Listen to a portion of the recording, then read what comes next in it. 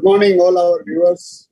Today we are here with all of you with another PTM, that is Practical Training Module. This is 30th PTM. I want to congratulate first the entire SSCB team for week after week, 30 weeks, they are continuous with this PTM, which is helping students in all manners, because they are not getting opportunity to do all segment of the practical trainings in the articleship. So ICI thought that we should start practical training on all segments. For this program, which is, we kept the topic that is Form 9C, where we have invited CA Sonia Arora and CA Yogesh Agarwal. Both are past chairmen of their respective branch and have huge knowledge on the GST. Once they will start speaking, all of you will vouch for it, no doubt on that. So this 9C, why it is important? Because all we know 31st December is the last date for filing of Form 9 and 9C. And those, even if you are not practicing in GST, they must understand what 9 and Form 9C is, because whenever they are going to do statutory audit or internal audit or concurrent audit, whatever type of audit they are doing, if they refer Form 9 and 9C, they will be able to understand how much this company, this organization is compliant in the indirect taxes. And friends, I thought none other than CA Rajendra Kumar P, who is the chairman of GST and Indirect Tax Committee of ICI. This is the third year, consecutively third year he is serving the committee as a chairman. So a person other than him is not fit for this program, where we are going to discuss most important segment of the GST, that is the Form 9 as well as the Form 9C. So thank you, Rajendra ji, for accepting our invitations. And let me tell all of you, Rajendra ji is doing so much activities in the GST committee. Before the GST, the indirect tax was not a domain area of the chartered accountants. But after GST, now 98%, if I say, I will not be wrong, that doing GST compliance work or GST litigation work or some area of GST, all chartered accountants are serving. So students, you must feel the importance of the GST in your life. And no business, I can tell, even if you are a very small businessman, you have to understand the integrity of GST. Otherwise, you may incur the loss. Somebody may say that why we will take the GST registration, why it is required. I'm a small businessman. My turnover is only 10 lakh. Friends, if you take the GST registration, you will become competent. Your product will become cheaper. And if you are not registering GST, your product will be costlier and you will not get the enough customer. And you will say that I'm still a small businessman. So these things you will understand once you will understand the GST. We are not going to discuss GST much, but we are going to do the annual return and the reconciliation statement. So let me, before inviting the speakers to take the session, let me hear our special guest today, CA Rajendra Kumar P, who is serving third term in the Central Council and very renowned figure in the indirect tax, not only in the country, in the international forum also, he has his presence now. Thank you, Rajendra ji, for coming here, and please speak to all our students. Thank you. Very esteemed chairman of the Students' Skill Enrichment Board, my mentor, and a person who groomed me to be the chairman of the GST and Indirect Taxes Committee. In fact, to this date, we in the committee always consider Sushil Goyal ji as our chairman. But we know that whenever we need him, whenever we need his advice, and whenever we call him, he is available for us. Frankly speaking, friends, it is his generosity. It is only because of him declining that, no, I don't want to be the chairman this year now. I've been for quite long. The position came to me. I am very clear in that. I know that also. Had Sushilji said that, yes, I want to continue as the chairman, I would not have been the chairman, but I love that today he is my chairman and I always continue to be his vice chairman. Let me tell you this. Like all of you, revere your principal in your office under whom you are trained as an article assistant. I always consider myself as an article assistant, whatever position I may get in life in future, tomorrow or the day after, or in the very near future. I would always proudly say that in the GST and Indirect Taxes Committee, I was, I am, and I will continue to be, and I will consider myself to be an article assistant of CS Sushil Goyalji, who is more than being a professional, he's a human being of a very great reputation, I must say. CA Yogesh Kumar Agarwal ji from Siliguri, CA Sonia ji from Jalandhar. You have been very kind, I must tell you this. It's a Sunday, and when you must be relaxing on this day with your family, I can see Yogesh Kumar ji suited and booted sitting in his office. I can say very smartly dressed, good-looking Sonia ji also. Maybe from her home or from her office, but with a very nice background she is sitting. In fact, GST is a very key word today in India. All you students, you must be doing the GST work in your office. And those of you who have this great exposure of GST, let me tell you that you have a bright future not only in India, but every other 100 plus countries in the world. Why? Because the concept of supply, which is prevalent in India, is the key concept of GSTs or VAT, as you call it. Some countries call it VAT, some countries call this as GST across the world. Today you are students, and once you qualify and you want to go abroad, or you want to settle abroad, you can always safely join any firm or any organization in the indirect taxes division. Because the GST law that you see in India is universal as well as unique. GSTR 9 and 9C, the annual returns, are very important. Only India has this. Is there compliance burden only in India? Are the dates extended only in India?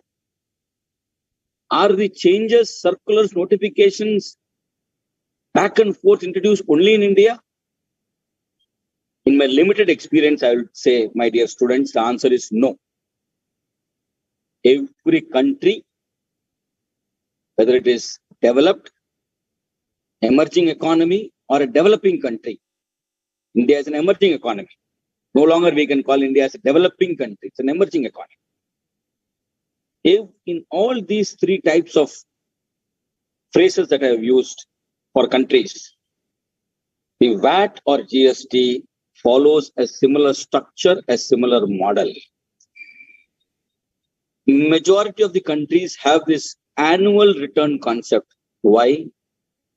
Again, because accounts are prepared finally, audits happen, and certainly human mind may miss an error. The computers are there, no wonder.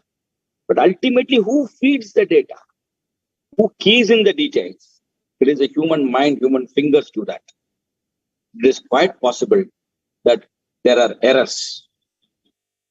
And in the accounts, when you are all students in school, there will have been one chapter, rectification of errors and mistakes, isn't it? So they'll teach us past journal entries. So GSTR 9 and 9C is also a tool to rectify the errors or mistakes that have been committed by those who are engaged in preparation of these accounts.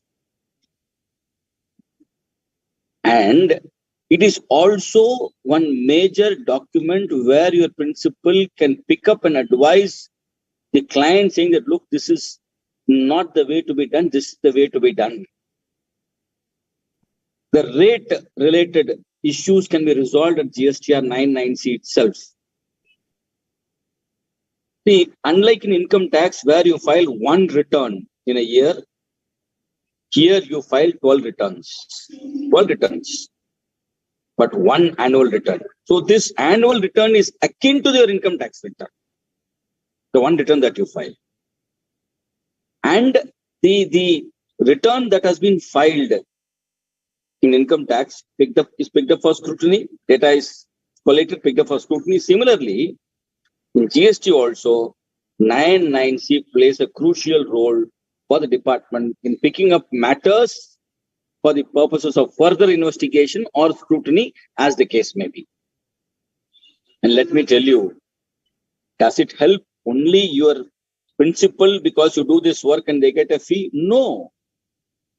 You please religiously, with dedication, with devotion, you do the work of GSTR 99C.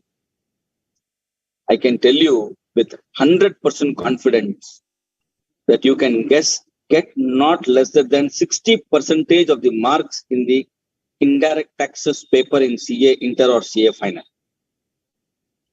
Because you read the entire GST law when you prepare this GSTR 990. There's nothing left except appeals for that matter, which you can read.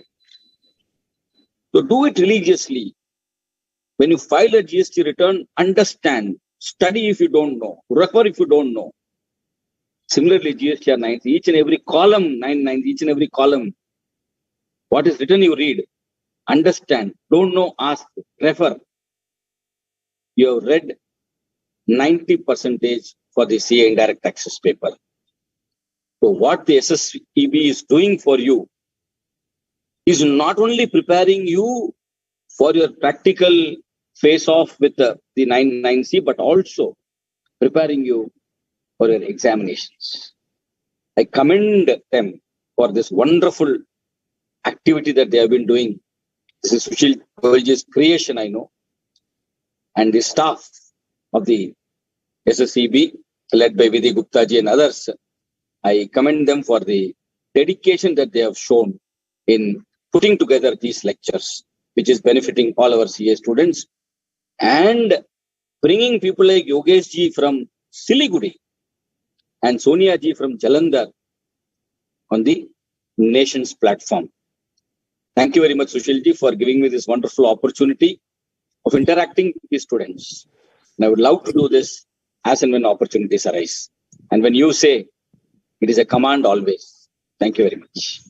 Thank you, Chairman. Thank you for giving insight of the topic today, which we are going to discuss. And definitely students will be benefited from your insight you have given.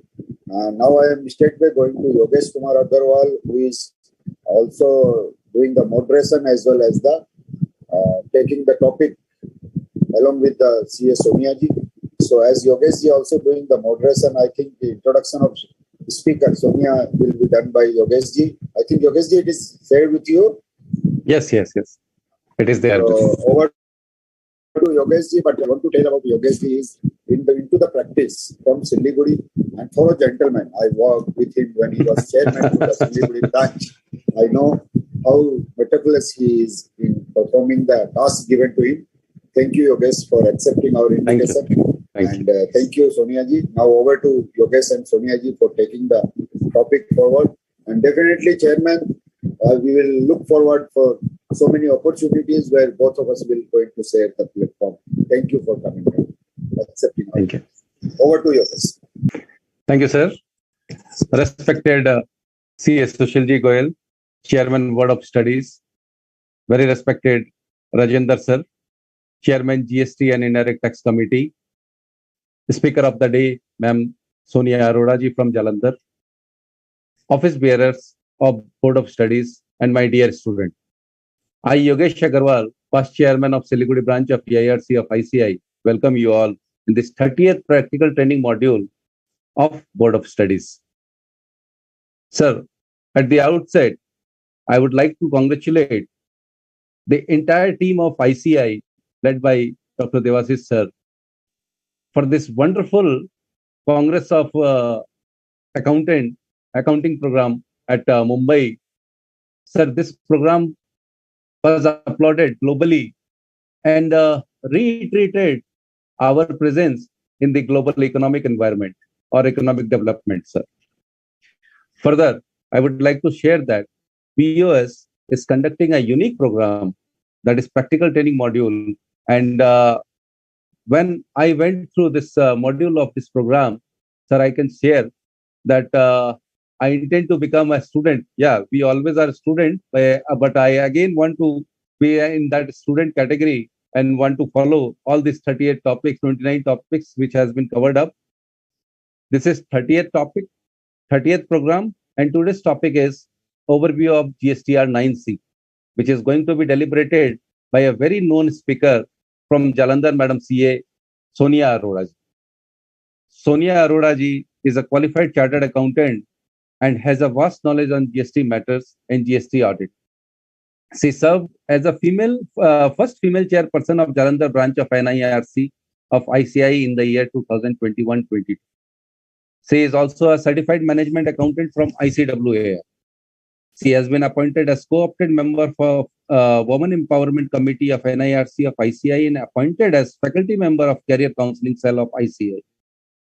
She is a GST faculty for GST certification course conducted by various esteemed organizations and has deliberated in various seminars, webinar, workshop, and open discussion on GST. We welcome you once again, ma'am.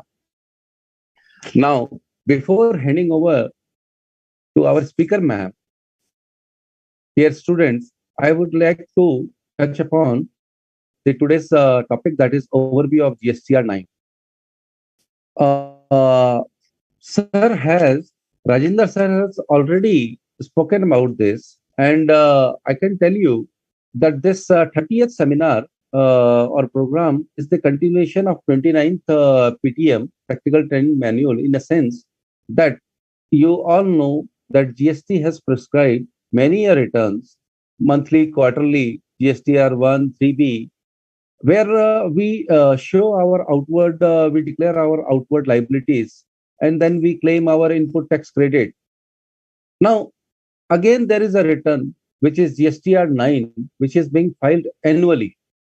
GSTR 9 is basically a assimilation of entire year's returns, which is, we can say, of GSTR 1, GSTR 3B, or anything which is left out through the accounts of the outward supply or the ITC claimed in next year is basically assimilated while filing the GSTR 9, and GSTR 9 is being filed annually.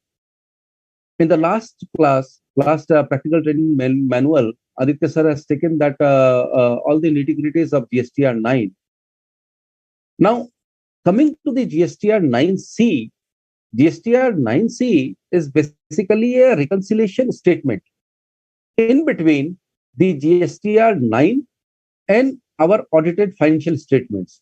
There could still be some differences in our GSTR, in our audited financial statement, as well as in our GSTR 9, in comparison to our GSTR 9. So basically, the reconciliation is being done through the GSTR 9C. And today's topic covers as to what could be the reasons of the said differences, how to reconcile the respective differences, and beside that, what kind of certification is required in GSTR 9C and how we need to certify the required certifications.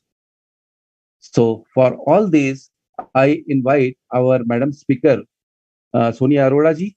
Madam, it's on you. And just for the information of the student, you can raise your queries through the chat box. So, ma'am, please. Thank you, sir. First of all, very warm and a refreshing good morning to all of you. I thank the Chairman BOSCA Sushil Kumar Goyal sir for giving me this wonderful opportunity. Thanks to viewers for coming up with such a wonderful idea of series like a practical training modules for a CA students to upgrade the knowledge and increase their horizon. As Rajendra sir said, it is the creativity of Yushil sir. So, sir, I really salute it. It's a 30th live webinar. You are putting so much strenuous efforts to upgrade the knowledge of the students. And now my heartfelt thanks to CA Rajendra Kumar, Chairman GST and Indirect Access. So your creativity, dedication, and intellectual level is truly depicted from your interaction. I salute to both of you for the work you are doing and putting in here, the efforts you are putting to enlighten the students regarding the significance of the practical training and starting this series. Actually, inspirations come automatically when we meet such high energy souls. And thanks to your guests, first time we're interacting and the lovely introduction you say. Now I must say it's a Sunday morning. It's full of positivity and blissfulness for me too and the students, as there is something new to learn and feel each Sunday for all the students.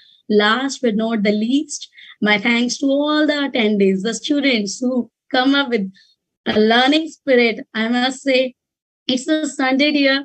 So all you are totally refreshed right now. And the topic, the Rajendra sir have already introduced it. The topic is really a need of the art too, not only from your practical point of view as well as your theoretical, because he said that 60% of the marks you can easily secure if you learn this topic, meticulously.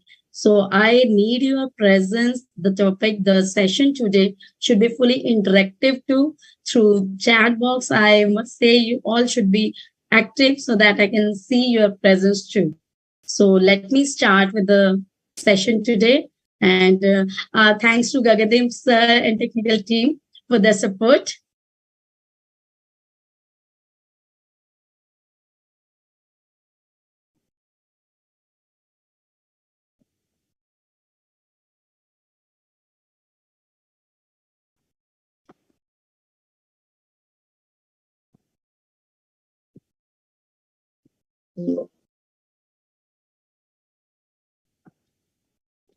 So today topic is 9 and 9C.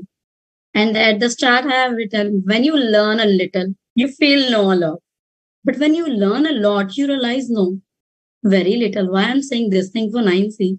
Because sometime when you are having very little knowledge, you say, even 9 is completed, there is no use of 9C. It is automatically take the figures auto-populated from the 9 and we have just to pick the turnover from the financial statement and the work is over.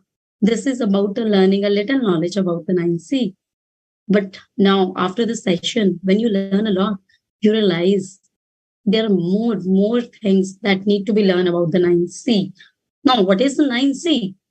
9C is an annual return that need to be filed once in a year. And as Rajendra sir already told, if any error, mistake, the scope of rectification is there only in the annual return. So one in any return in the monthly, quarterly, 1, 3B, whatever you have done, any mistake, it can be rectified through 9 and 9C.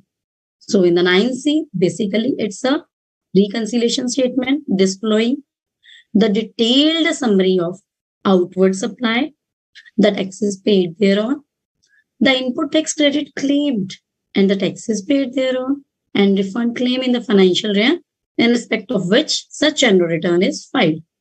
So what is the importance of a GSTR 9C? Why everybody must prepare this GST reconciliation statement? The statement is the base in the cases too for the GST authority to verify the correctness. This is the last series. If we verify it, show it to the officers too in the GST authority, there are audit too and inspection. This is a valid when we show the correctness. And now, major thing, who can do GST audit? Now, you might be getting the idea. Can internal auditor be appointed as a GST auditor? Whether audit to be performed by a statutory auditor only, or the one who is doing the audit need to register as a GST practitioner? Now, all these questions become redundant from 2000, afterward 2020. It's only in the 1718, 1819, and 1920 when GST audit is to be done, certification is to be done by a chartered accountant. Only at that time period, these questions are relevant and that pop up in our mind what to do. But right now, the scenario has been totally changed. In the last, there may be a different scenario who and cry for that too. GST certification has been gone. But you all know the practical thing is looking into the complexity of 9 and 9C. This work is, although it is self-certification, but it is to be done by the assistance with the assistance of chartered accountant only. The businessman can't make it by own.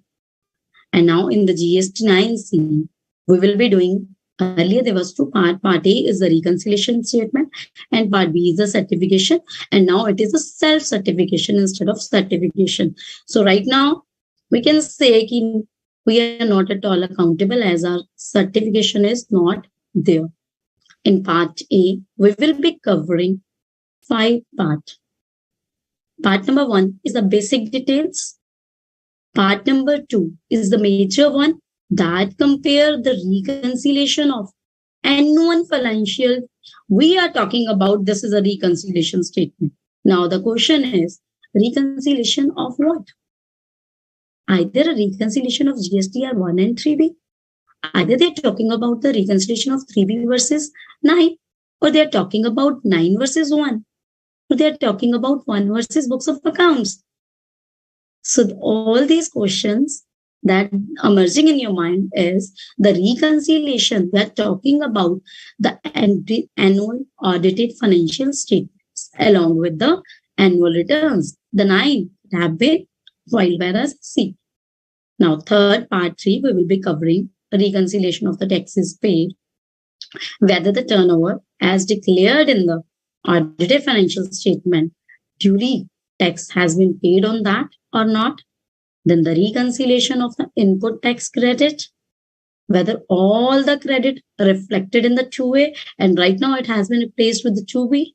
But for 9, you all know the data auto-populated here is from 2A and not from 2B.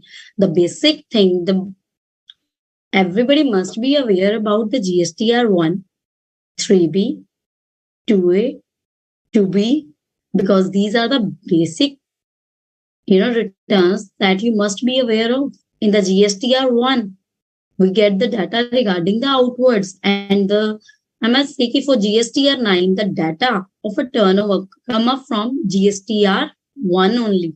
And for 1, there is nothing about the tax payment. Tax payment is only through 3B.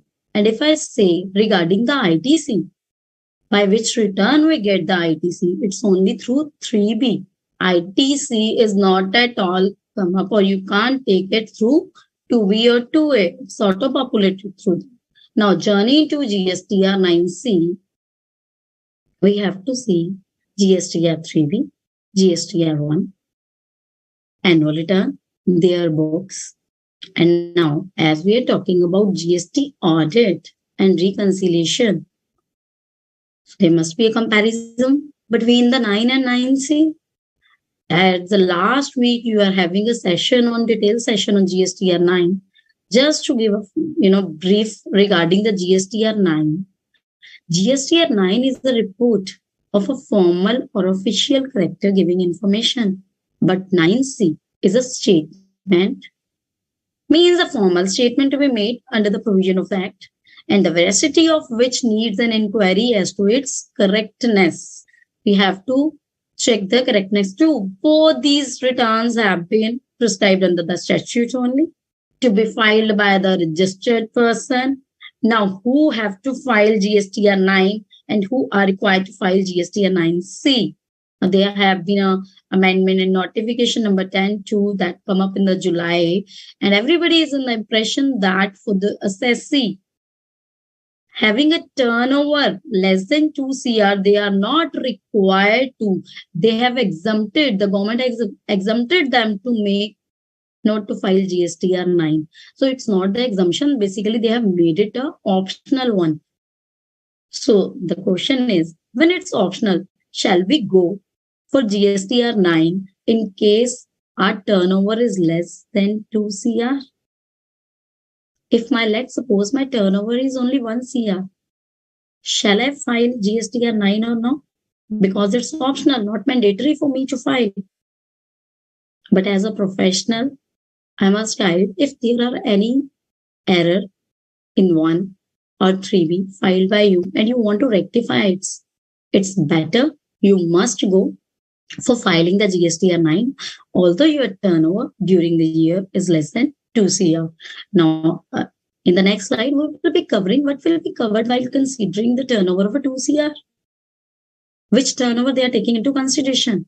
And for 9C, to be filed only if the aggregate turnover in a financial year it's exceed till 17-18, it's 2 CR, and now onwards it's 5 CR. So 9 and 9C are not required to be filed by a casual taxable person. You all must be knowing about the casual taxable person. Casual taxable registration means when I have to go to some other state for some, and my turnover is less than 20 CR for some exhibition, then for interstate sale, I have to get the registration. In that, what I do, I will take it the casual registration. But as Sushil also told, it's always better, although your return turnover is less than the exemption limit, which is 20 lakh for service and 40 is only for those who are exclusively dealing in goods.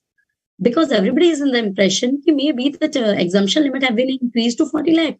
It have been increased to 40 lakh, but only for those who are dealing exclusively in goods. If you are dealing in services, then the threshold limit to get the GST number is 20 lakhs and not 40 lakh.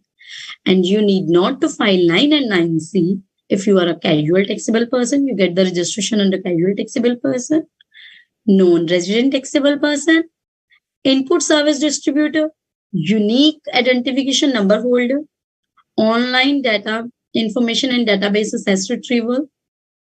You are a composite dealer, person required to deduct TDS under section 1 and 52, TDS and TCS provision. They are not required to file 9 and 9C. And at the time of 9, there is no need to annex any financial, but while uploading the 9C on the portal, we have to annex the audited financial too. So if you are just looking at the 9 and 9C, so the impression came whether they have to be filed simultaneously or firstly 9 has to be filed. So there are certain columns in the 9C that get a data flow from 9. So first of all, 9 must be filed before filing the 9C. Now, the second question that came to the mind, as you know, the rule has been changed earlier. Now, if GSTR 1 is not filed, you will not be able to file 3B. It's the latest one. Everybody must be aware about that. If you haven't filed GSTR 1, then you will not be able to file GSTR 3B. But now my question is, definitely, if you haven't filed GSTR 9, you will not be able to file 9C. But if 9 of previous year, last year is not filed, and you want to file 9 for this year, is it a mandate to file 9 for the previous year too? So the answer is no. The reason can be any.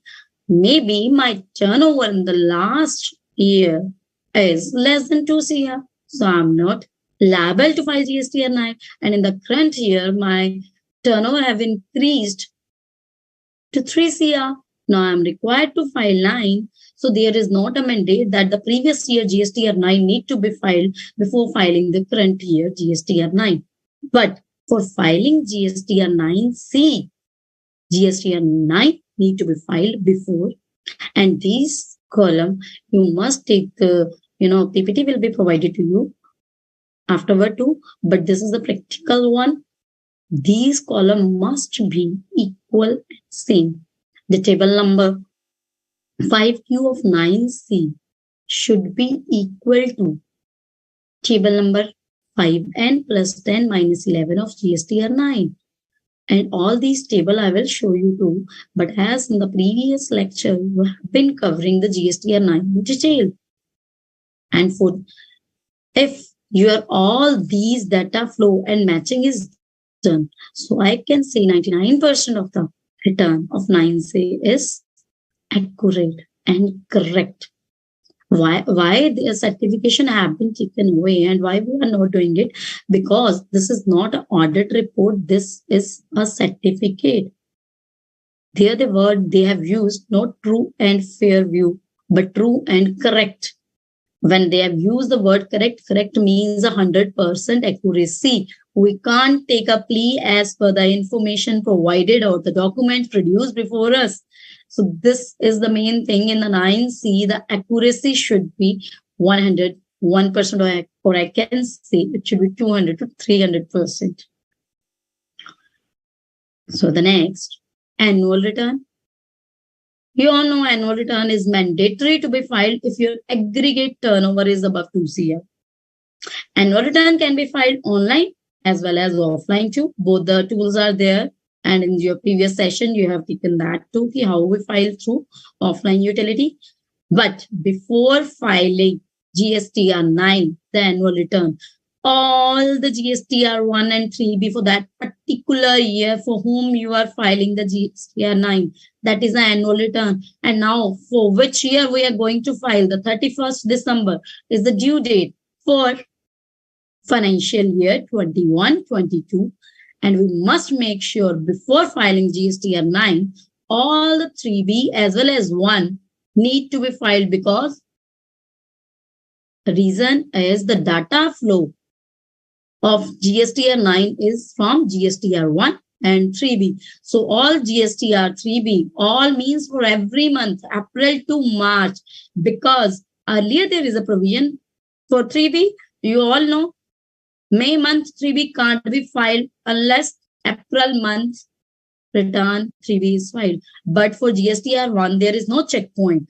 Even by doing this thing, leaving April, you can file May. But right now, that checkpoint is also there. Without filing GSTR 1 of a particular month, you can't file 3B of that particular month. So for GSTR 9, before that, you make sure all the returns of 1 and 3B should be filed, even if the GST number is surrendered during the year. GSTR 9 is required to be filed if the limit is exceeded. Even though you have worked and let's suppose you have taken new number in the month of Jan, and in just in a 3 months or 1 quarter, your turnover exceed 2 CR, even then you have to file GSTR 9, because the major data is auto-populated in the annual return. Most of the data that is annual return is auto-populated. The field, although the fields are editable too, you can edit it and it become red too. But by looking at the red, don't get panic. Red means here the variation when you are editing it. The variation is, modification is highlighted because it is more than 20%. So there may be a chances the data can be picked up by the officer and they can inquire more. But it not only that necessarily that if it's a red one, you will get an issue in the later on. Reason being, sometime while filing a return, let's suppose instead of filing 1 lakh at the time of GSTR 1, the figure 10 lakh has been inserted. And now at the time of annual return, you want to rectify it. In that case, the data will automatically, that will show a red mark. So once GSTR 9 is filed, it cannot be revised. So no rectification as in the income tax return 2. Once you belated return can't be revised here. Once you rectify your mistake, it's only through annual return you rectify your mistake. And once it's filed, GSTR 9 once filed, it can't be rectified. GSTR 9 is to be filed, very important is GSTN wise. I'm saying GSTN wise. Take it a practical example.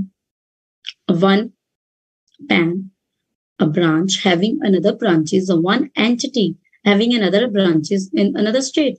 I'm having it Jalandhar, then one at Siliguri too, and then Ludhiana, Amritsar. In that case, GSTR 9 is to be filed GST wise. How many GST number I have taken? Earlier, previously, GST number within a state, can I take more than one GST number in a particular state? The day when GST came in 2017, then there is a restriction. Then they amended by saying that only if you are having a different vertical, you can take the number. But now there is no as such, no restriction. I can take 2, 3, 4 and numbers of GST within the same state too. There is no bar on taking the number unless I am having a proper queue, right? I'm dealing in one number, I'm doing a retail business. In another, I want to do a wholesale business. I want to keep it a separate, and my books I have to maintain separate. In that case, GSTR 9 is to be filed for every GS10. GSTR 9 and 9C, additional liability can be created and payable. If while filing the 9, there is some additional liability that need to be paid. It is to be paid through DRC 03. Now, before filing the GSTR 9, there are certain documents that you must kept with you. These are the audited financial statement, bifurcation. I've given the example of, branch-wise financial statement. I'm having 4 to 5 branches with me. So I must be aware about the turnover of all. For that, I need the balance sheet branch-wise too. Income tax return with a copy of 26 years for all the government contractor. From where I get the data, how much money they have been received by them. I look it into the 26 years also, as with the GSTR 7, where TDS and the GST is also deducted. Books of accounts, their cost records, and obviously the user ID and password of the GST portal to see the value of a 2A and to file it online or offline mode. And 3B, summary of all electronic credit ledger and electronic cash ledger too. Now, there have been an amendment, as I said, here in the last year. The amendment in the section 35, subsection 5 have been omitted. What omission? Every registered person whose turnover during the year exceed the prescribed limit. The prescribed limit at the initial is 2 CR, then it has been enhanced to 5 CR. Now, this section has been omitted and new subsection, section 44, have been substituted. What they said? Every registered person. And the 5(1), which I say, need to be ignored, other than those who are not required to file GSTR 9. They are input service distributor, TDS, TCS person, a casual taxpayer, and a non-resident taxable person. Shall, it's a mandatory to furnish an annual return, which may include a self-certified reconciliation statement reconciling the value of supplies declared in the return furnished for the financial year with the audited financial. Now we are doing reconciliation of the, with whom? Reconciliation with the audited annual financial statement for every financial year electronically within such time and in such form, in such manner as may be prescribed and ruled. It is there where everything has been prescribed. Now, Commissioner, on the recommendation of a council by notification, exempt any class of registered person from filing annual return and provided further. Proviso, what they said, proviso is nothing contained in this section shall apply to any department of the central government, state government, local authority whose books are subject to audit by the CAG. So, what we analyze with this, section 35 and has been amended to remove mandatory requirement replaced by a self-certified reconciliation statement. So now there is a shift of responsibility from auditor to a taxpayer. It's only the responsibility that has been shifted of us, certification, but it's nothing about the correctness. As we all know, practically, it's only the chartered accountant who are assisting all the persons to do this. So I think the accuracy level is more as the professionals are involved and engaged in it. So the lesser responsibility on the part of professional, and some say that there is a loss of revenue. The reason being the professional, when we do the things, we do it very meticulously. And right now also, whatever we are doing, either we are not doing certification, but still there will not be any loss to the government. Now, notification rule, it is there regarding the annual return. Said who is required to make the reconciliation statement? The person, the one who is required to make the reconciliation statement, whose aggregate turnover. In the whole act, nowhere turnover has been defined, but the aggregate turnover has been defined. So the aggregate turnover, when it increases or cross the threshold limit of 5 CR or more, then it is required, then the assessee is required to file the 9C. So this is all about 9C. There is a notification in the annual return. They have said every financial year. Now it's not like the e-invoicing, as in any particular year, if your threshold limit increased from the day one, from 17, 18, if in any particular year, your turnover increases 10 CR, you have to do e-invoicing. But in this case, particular year, we have to check. If in the current year, our turnover increase the threshold of 5 CR, only then we have to go to the GSTR 9C. If our threshold is less than the 5 CR, then we are not required to file reconciliation statement, that is 9C, and get the self-certified reconciliation. Now, have you noticed one thing? Whenever this section started every registered.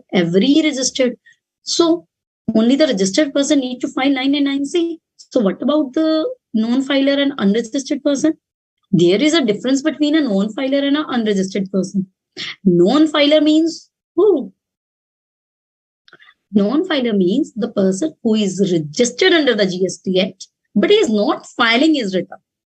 In that case, whenever you get the notice from the department, as you all know, if we are not filing the return for 1 month or 2 months, and right now within 3 or 4 days, you will be getting a message also.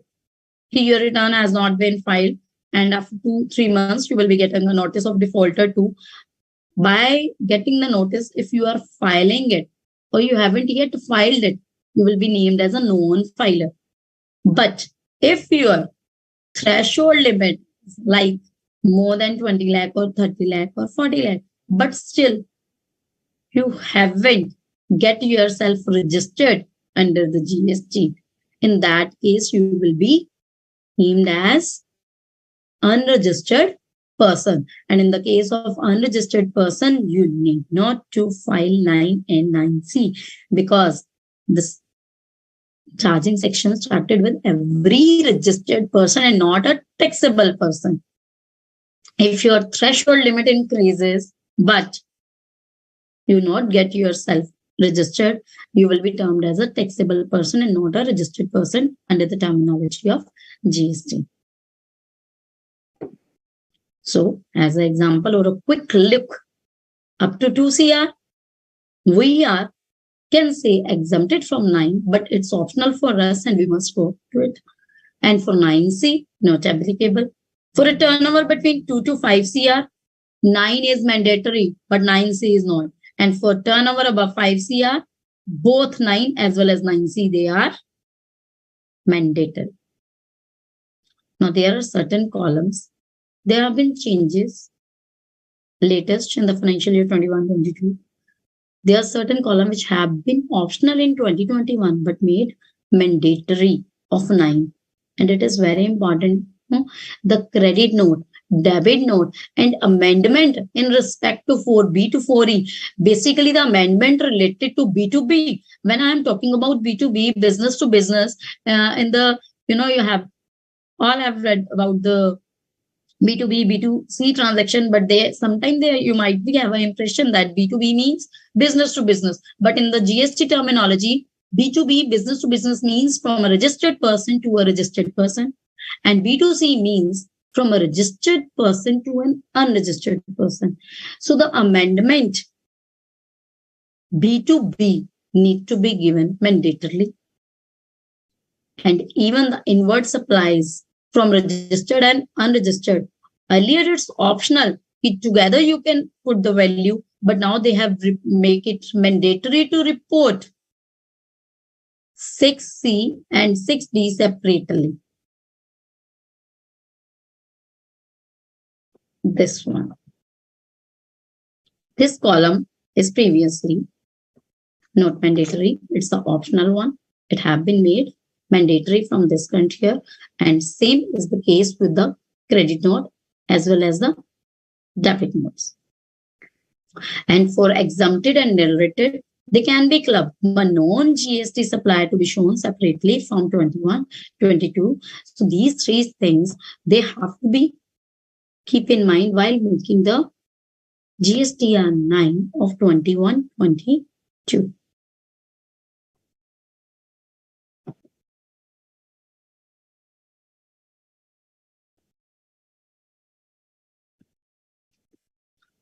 Now next is import of goods. Now for input and input capital goods that need to be separately given, that is also made mandatory from current year. All other ITCs need to be given, mandatory. And ITC related information, earlier 8A to 8D was optional.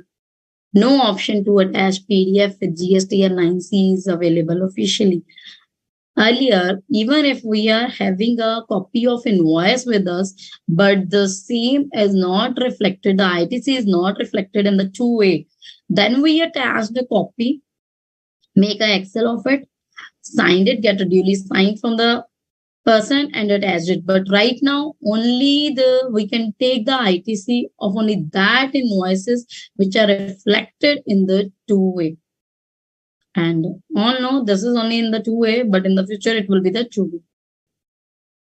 Details of tax payable and taxes paid, mandatory.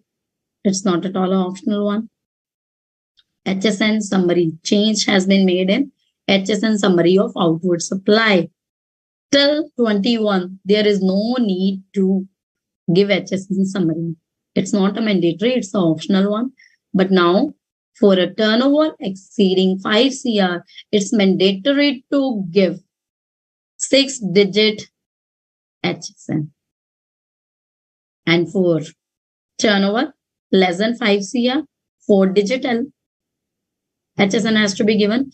And the 4-digit and 6-digit is for B2B supplies and not for B2C supplies.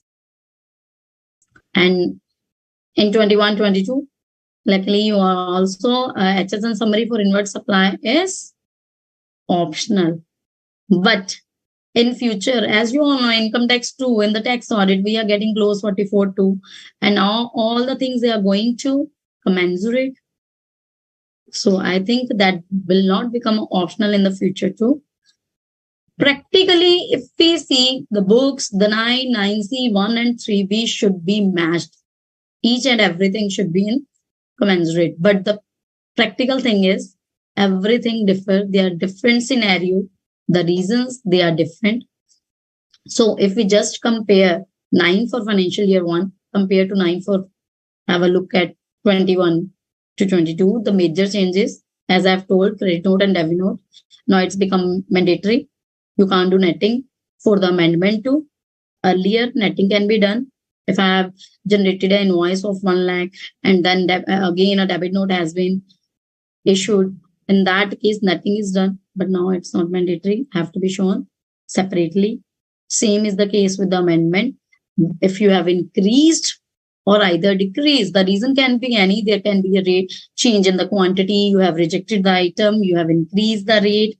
Whatever be the reason, you have charged for freight. It is to be given mandatorily and shown separately.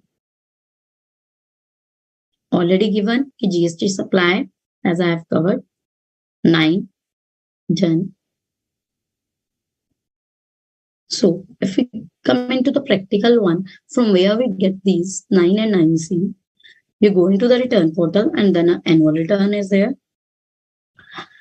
What major changes have been done in this latest amendment for third council meeting too? Earlier, everybody knew that till September, we can take the ITC. And now everybody is saying till November. So two questions that emerge in your mind. Till 30th November means what? The return filed till November. It means November return is to be filed in bit natural till 20th of December. It means can you take ITC till 20th December? First question is this, or interpretation is this.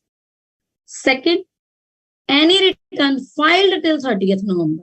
Suppose the return of October is to be filed on 20th of November, but we filed it late, like 26, 28 November, or by today we are going to file it.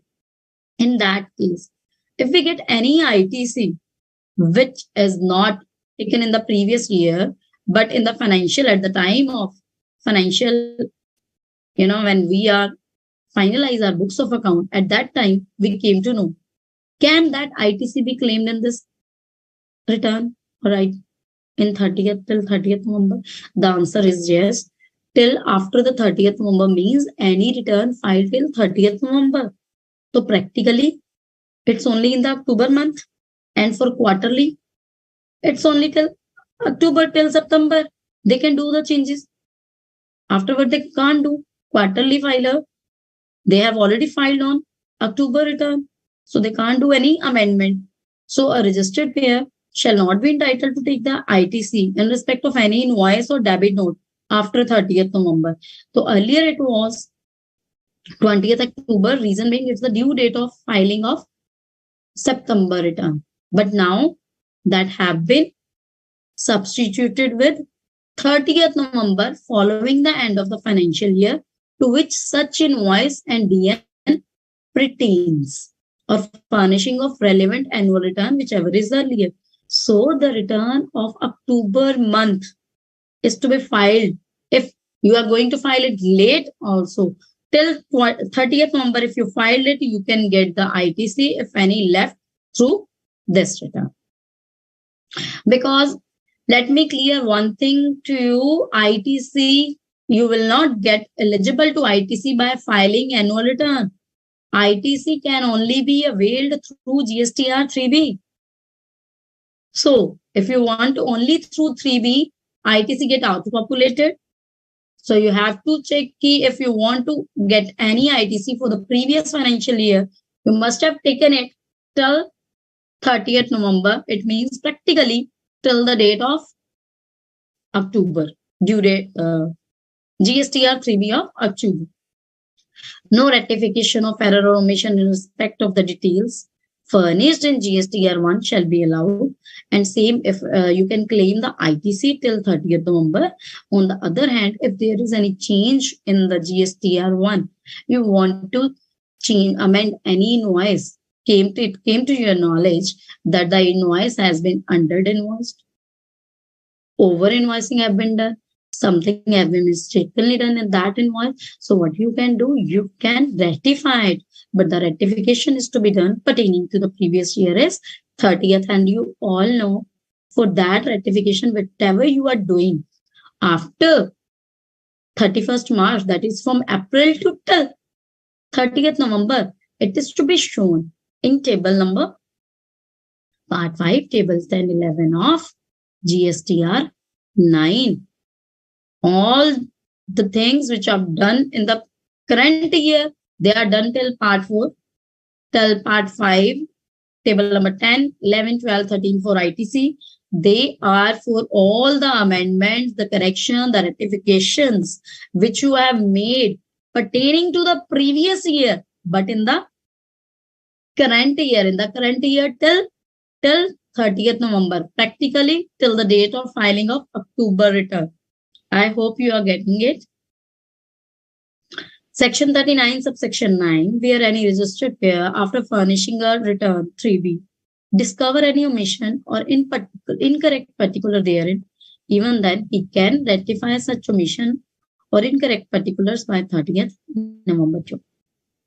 So, overview, if we look, the majorly part GSTR 9 comprises of part 6. Part 1 is a simple detail, 2 outward, third related to ITC, fourth related to taxpayer, and this is the fifth one, which is important one, I must say. Important in which sense?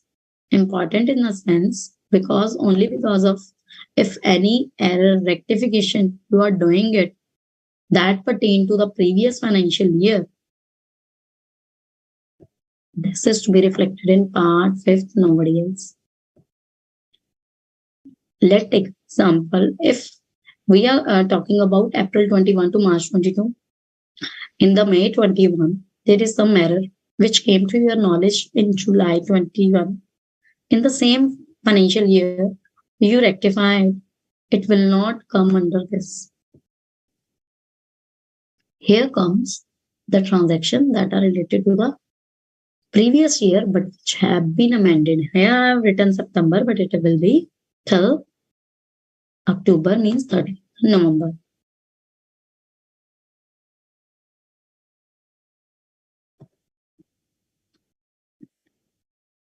Nine, you know the major because from the 9C you must aware about 9.2 first. So the major thing that have been changed is here net of debit credit note.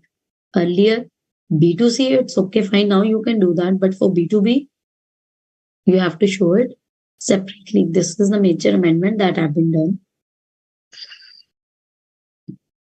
ITC 01, ITC 02. It is a case when there is a merger or when due to inheritance, business is shifted from one to another. Through ITC 02, we can take the input of in the one GST number to the another GST number. Although there is some another ITC 2, as you have when in the council meeting, it has been decided if you are having in the cash ledger in one, if you are having multiple GST number and in one GST you are having an idle balance in the cash ledger, it can be shifted to the another cash ledger, but for that utility has not been uploaded on the portal right now. It's not activated. So it's about the 9. Part 4 is it's a major thing. Where part 5th is the important one. As I say, if you have increased your liability, then it is to be shown in part 10. If you have decreased your liability in 11, if decreased the ITC in the previous financial year, you came to know there is one invoice you have taken twice in the month of May, there is one invoice. You have taken credit in May as well as in June too. So while finalizing books of account, it came to your knowledge that for one is invoice, you have taken the credit twice. So what you are going to do? You can reverse it. So reversal is true. And obviously, at the what time you are reversing right now. That is after the completion of that financial year. And it's before 30th of November. So it will be depicted in column number 12. And if the reverse is the vice versa is the case, while finalizing book of account, it came to your knowledge that there is one invoice for whom you forget to take the ITC. In that scenario, you can avail it.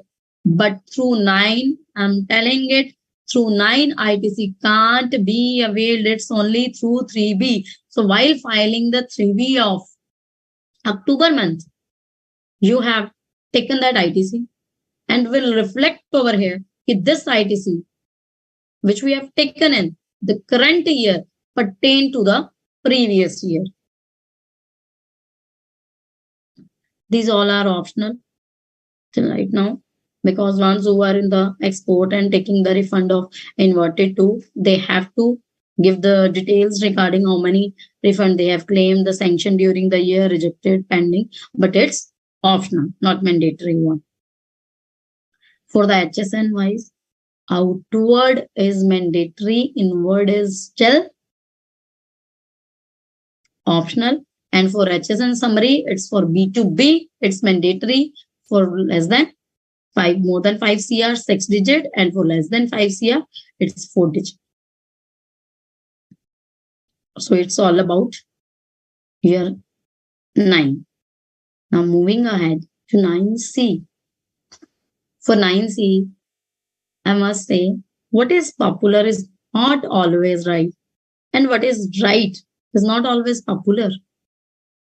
Everybody have an impression, or they're all thinking 9C is the certification which have been taken away by the government. Simply, government is in the impression either we are not getting any revenue from 9C. But the practical thing is when 9C came up, we all chartered accountant assist and get the payment done through GSTR 9 only, and never show it in an unreconciled amount in 9C, and government get the impression that the revenue generated through 9C is less. So here, content of 9C is the reconciliation statement as well as the self-certification. Part P is the self-certification. For this important one is the multi-locational entities. For multi-locational entities, what they mean to say, entity here means the GST number is, now we are doing the audit in the PAN, that is a PAN based, and in one PAN, the person can take N numbers of GST, and the transaction between them will be treated as a transaction between a distinct person. So while filing the GSTR 9 or 9C, we have to file it GST wise. If I am having a 10 GST number with me, then I have to file 10 GSTR 9. So little small questions to you from this. If we analyze aggregate turnover, you all know when I'm talking about 5, Section 2, subsection 6, define the definition of aggregate turnover.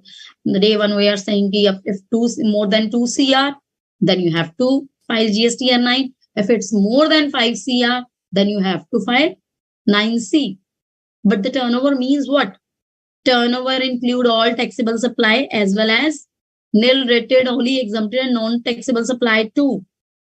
Suppose one doctor who is running a hospital is getting a revenue of, let's suppose, 50 lakh from the hospital.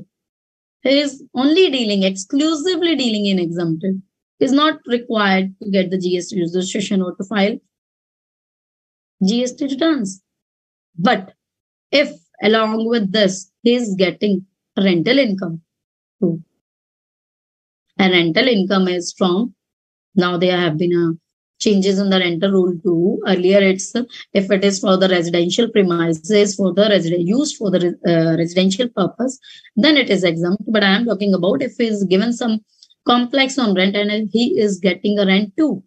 Either its amount is only 1 lakh, then what? He is liable to get the registration. The reason being his aggregate turnover. Although his receipts from the doctor, their professional receipts, which is exempt as 40 lakh, but just by adding 1 lakh, it becomes 41 lakh. He is liable to get the registration, his aggregate turnover exceeding the exemption limit. Another, there are a number of cases. Petrol pump, you all know, petrol pump, they are out of the purview of this, but as they are dealing in lubricants, they will be covered under it. They are required to file 9 and 9C.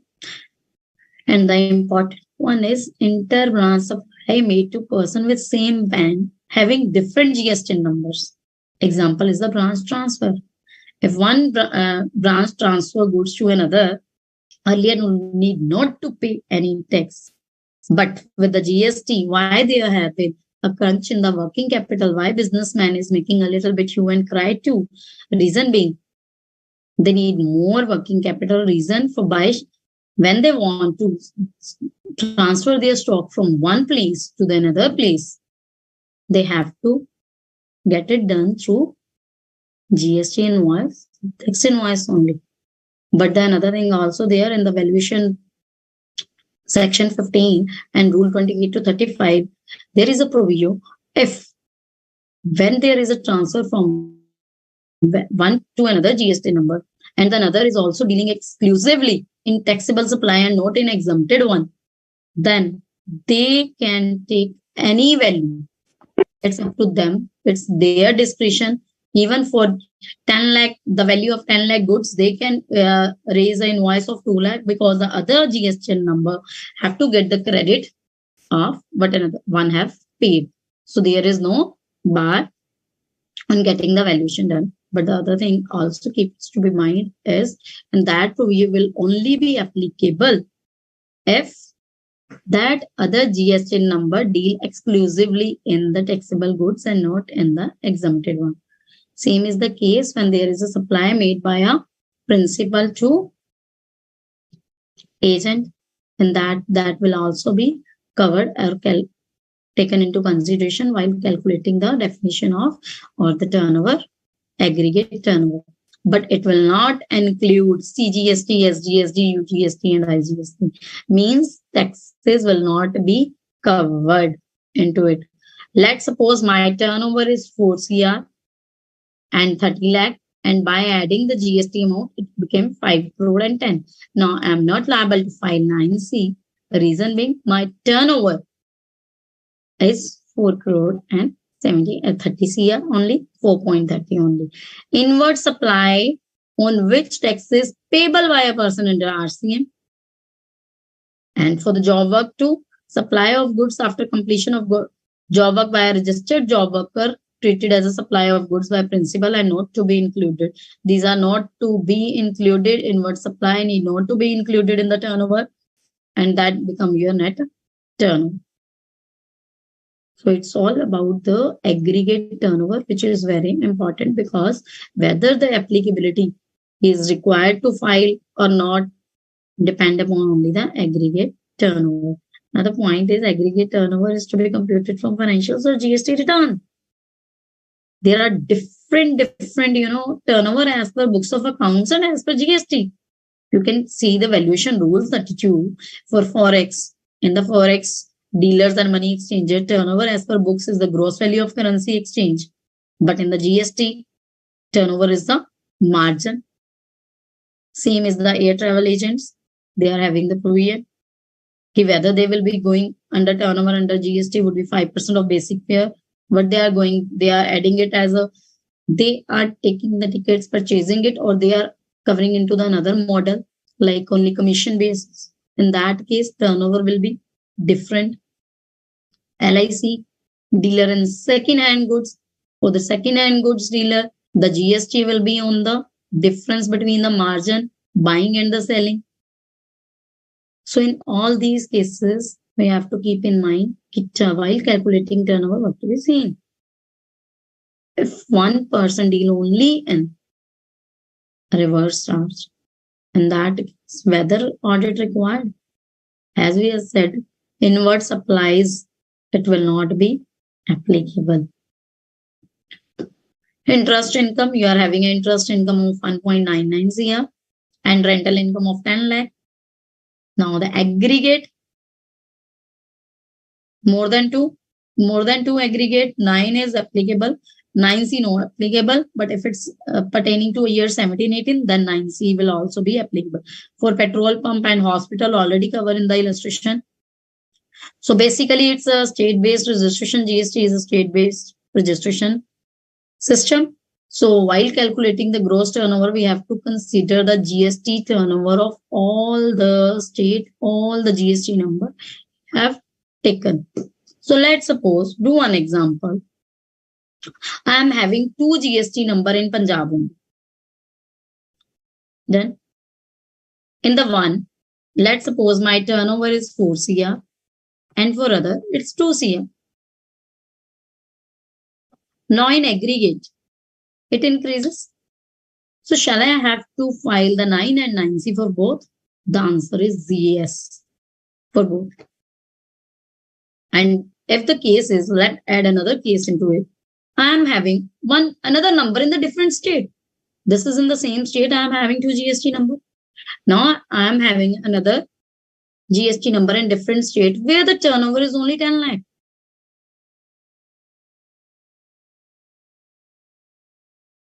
Now, 4, 2, and 10. Shall I have to, as my turnover increases, 5 CR? So shall I have to file 9(9)C for 3 or only in the Punjab state? The answer is I have to file 9 and 9C for 3 GSTN. All the GSTN.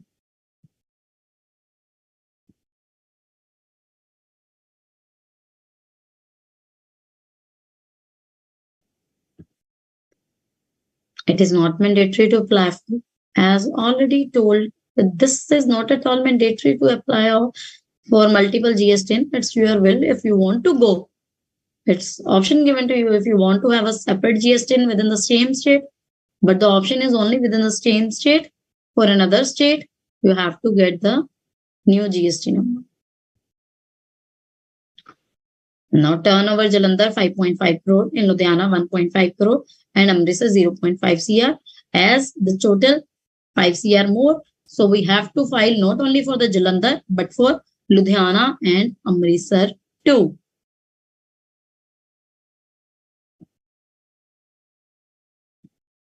A firm is having the following 2 GST number, one in Punjab and then another, 6 CR and 35 lakh.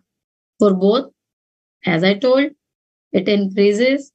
So for all the numbers, we have to file it. What the consequences if we are not able to file the audit report?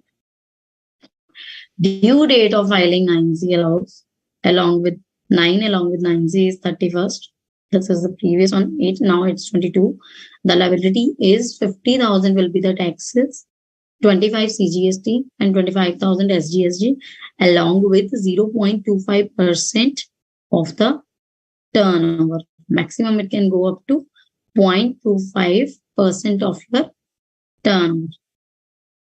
So this is the offline utility for 9C.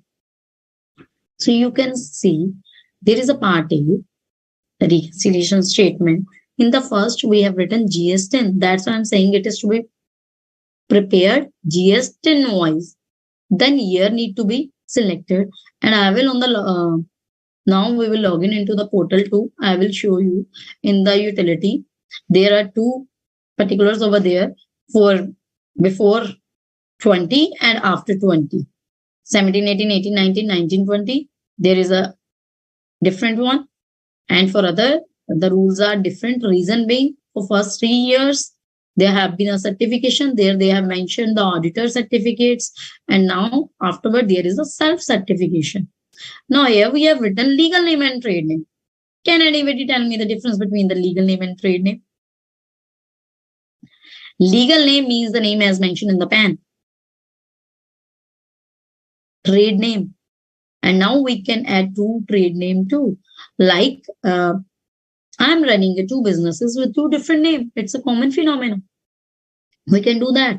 In that case, for separate trade name, whether I have taken the separate GST number, then there is no issue. But if within same state I am doing it, 2 trade name, then on the GST portal, we can add another trade name. And we have to make sure while filing GSTR 9C, the GST certificate, the name they have, trade name and the legal name reflecting over on the GST certificate. And in the case of partnership firm, the partnership certificate. And for the company's ROC, you have to check on the ROC certificate of incorporation, what name they have been reflected, so that you get it rectified too from the portal. If at the time of registration they have mentioned a wrong trade name or a legal name. Now as certificates have been gone. So another question is redundant right now. But name of the act, if you are liable to get audit under the other act, if you are liable to get the audit under the tax audit, then you will write the income tax audit or company act audit, or society have to get their registration under the society act.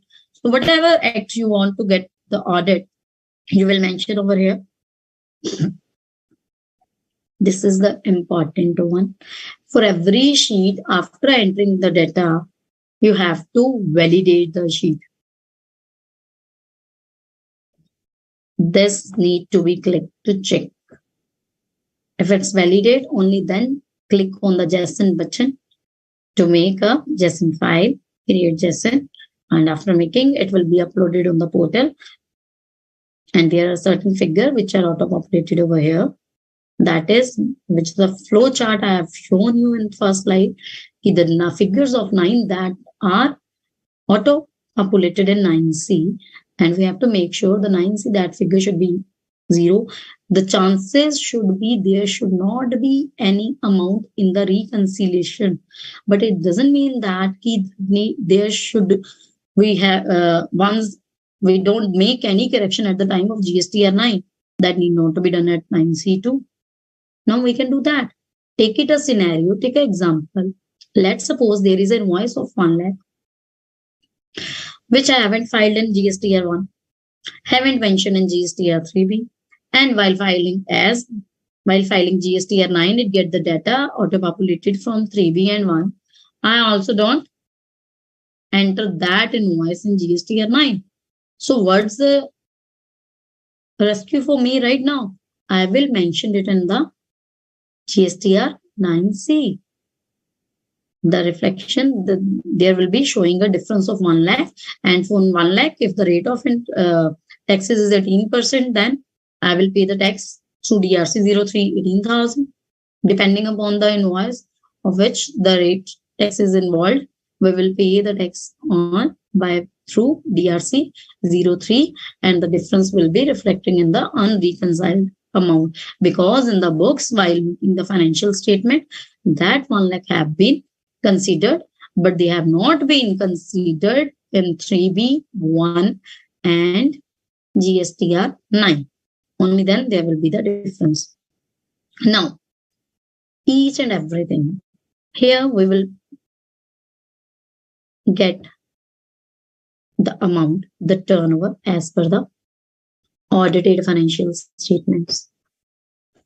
What we are going to add into it? There may be some revenue which is unbilled at the beginning of the year, or some advances unadjusted at the end of the financial year. As I'm talking about advances, you all know in the October 15 till October, say 15 October 2017, there is a GST on advance too. But right now the scenario is advances on service only is covered, on goods it is gone, it is waived off. So suppose I am into the service line, I am a work contractor, I received the advance. When I received the advance, GST is paid. Why we are needing it a reconciliation? Because the turnover as per books and turnover as per GST is different. And this is the one of the scenario reason I'm going to discuss with you.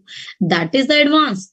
I received advance of 1 lakh, which is, as I'm dealing in the service sector, I'm a work contractor.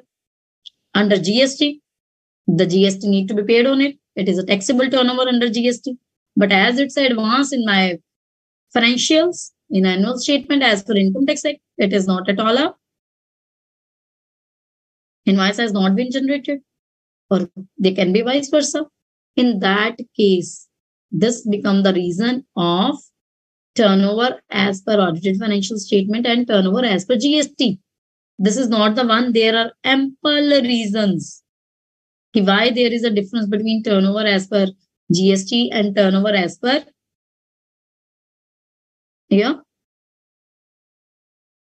income tax. There may be a distribution of a sample by pharmaceutical. In that case, they are not considered as an income side in the books. When gifts given to the customer, they are taxable under GST.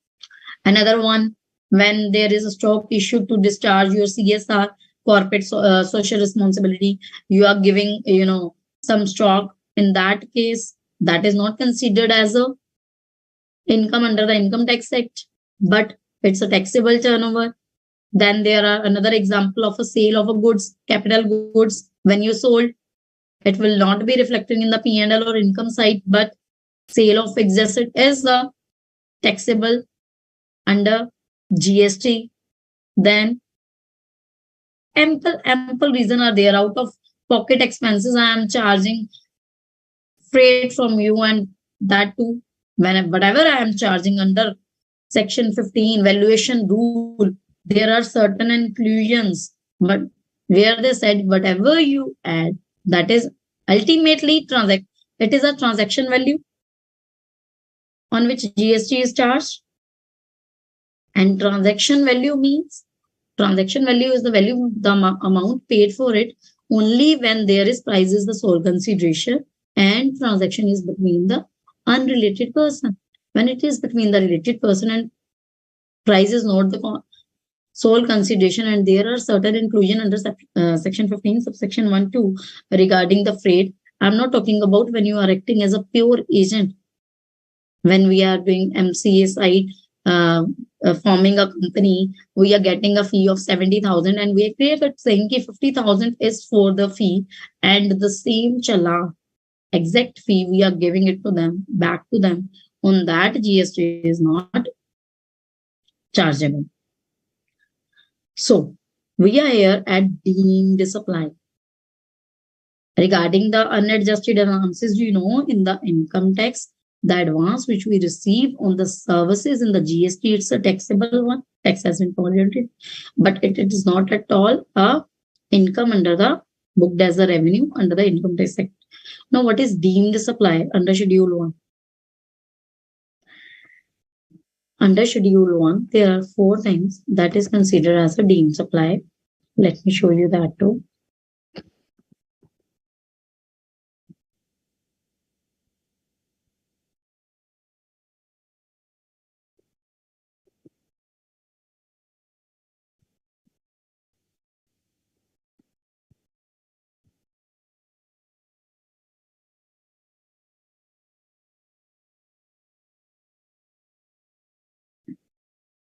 Wait.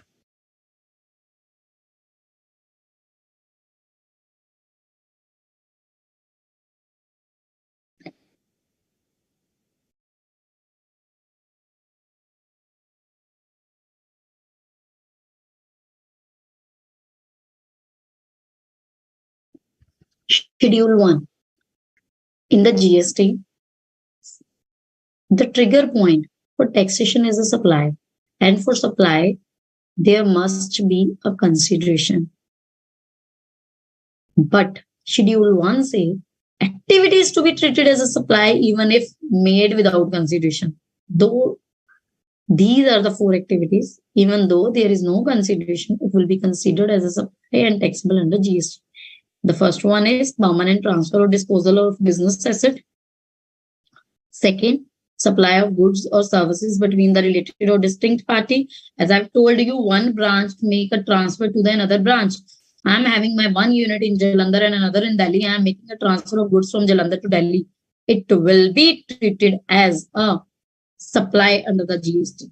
And if it's it's treated as a supply under the GST, but this is not treated as a supply or income, booked as an income in the Income Tax Act. This is also one of the reason of reconciliation that need to be shown. Same is the case when there is a supply of goods. Please keep in mind here they have used the word supply of goods and not of services. Whenever there is a question of principal to agent, they are talking about supply of goods and not of a service. And whenever we import any services from overseas, outside India, in that case also, if the services is from a related person, even though there will be no consideration, let's suppose I'm having my cousin abroad, he's a very good architect over there, and I get my office infrastructure built from him. In that case, I am importing the services from a related party, is my cousin, or any of his other establishment outside India, is living outside India in the course of business. I'm not doing it for my personal home. I said, architect, but the infrastructure I have asked him to make, that is for the office one that I'm going to use in the course or furtherance of a business. In that case, even though there will be no supply, I haven't given any consideration, there is no moment of consideration, even then it will be treated as a supply. So these are the 4 scenarios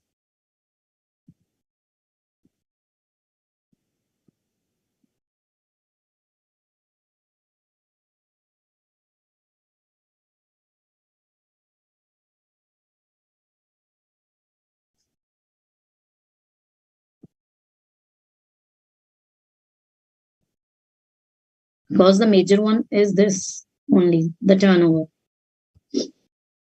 After that, there is a credit note issued after the end of the financial year, but reflecting in the annual return. If any credit note which you have not reflected in your books of account, but in the next year, you want to treat it in the annual return. After March, some credit note is issued, but that have not been, the impact of that credit note have not been given in the books of account. Only then there will be the reason of, there arose a reason for the reconciliation. If it has been accounted for in the GST as well as in the, we are talking about the credit note which have not been considered in the books in the previous year but have been taken care in the annual return. And another one at the J number point, in J also, credit note accounted for in the audited financial statement but are not permissible under GST. They are talking about that credit note on which GST is not involved, and they are termed as financial credit note. Financial credit debit note means, suppose I receive goods from you. Now it's, the goods are rejected one, but I am not able to give it back to you till September or October or till November. It is not accounted for. Afterward, if we want to settle it out, what I can issue is the financial credit note and not the GST invoice for that. So this can also be the reason. Another reason for the turnover is the trade discount accounted for in the books of account. I gave you some trade discount. They're talking about the trade discount which are given, the discount which are given at the time of agreement. Second condition, they are parallelly decided among us that we will be giving, I will be giving you this much amount of trade discount. Percentage has been decided, as in the pharmaceutical or another. The thing has been, turnover has been decided. If you cross 5 crore or 10 crore, what we will do, I will give you 1% discount or 2% trade discount. I'm not talking about that because that discount, they are permissible under GST too and in books too. But there is another reason. There are certain trade discounts which are reflected in the financial books but are not permissible in the GST. Now, adjustment on account of supply of goods by SEZ to DTA. Turnover for the period under composition scheme. Under composition scheme, what they want to say, let's suppose from April to July, I am having a composite number with me, but now my turnover increases and I shift, or whatever be the another reason, I shift over from composition number to the regular number. In that case, when I am shifting from composition to the regular one, the data get auto-populated from one, and for composition GSTR 1 need not to be filed. So there is a mismatch of turnover because in my books, my composition turnover as well as turnover under regular number both are added or clubbed. So that in that case, when there is difference, turnover for the period under composition scheme need to be added. Here it is to be subtracted because in the books it is added, and we are talking about turnover as going to turnover as declared in annual return. From books we are reaching at the figure which is declared in the annual return, and composition return are not reflected in the annual return. Because in the annual return 9, they pick the data from GSTR 1 and composite dealer, they don't file GSTR 1. So we are discussing a case when a composite dealer in a particular year shift from a composite dealer to a registered number. Adjustment in turnover under section 15. As I told, there are certain things we have to make the adjustment in section 15, like I am charging something regarding the freight, like packing, and other things from you that will not be considered as a turnover in income tax for GST, but for GST purpose, it is a turnover. Adjustment in turnover due to foreign exchange fluctuation. In later slide, I will show you the example to the foreign and foreign exchange fluctuations, how we will be going ahead. There will be a difference between the valuation. and due to any reason not listed above. So O is the residuary section. If you still found any differences between your financial statement and annual return other than the reason listed above, you can put it over here. And I told you there can be a number of reasons. The adoption of the policy, there are samples which we have distributed over there. There are gifts. You can add in column. You can show it in table number O. If there is any difference, here the difference is 0. If there is any difference, it will be reflected over here. You have to give the reason why there is a difference. Suppose, as I've given the earlier previously, I have given you the example too. There is one lakh invoice which have been not considered in 1, 3B as well as in 9. In that case, my books turnover will be high. GSTR 9 turnover will be low.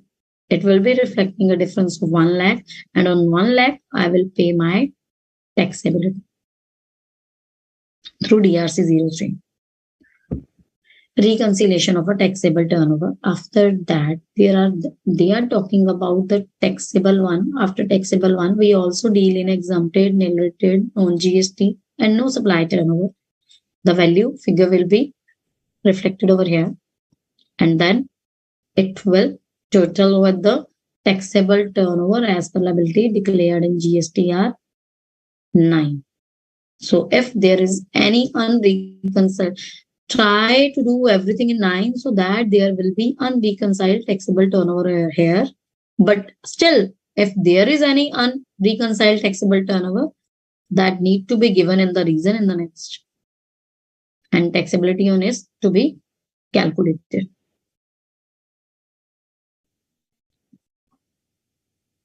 Here, what we have to do, part 3, reconciliation of taxes paid.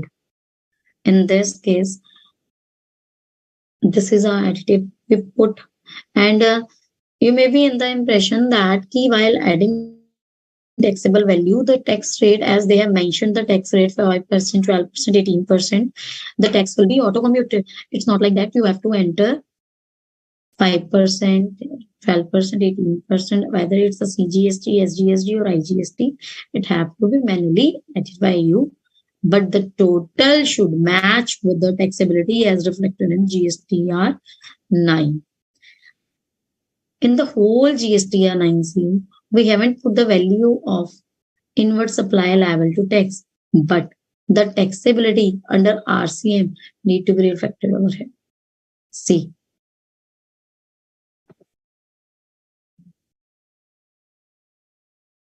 RCM.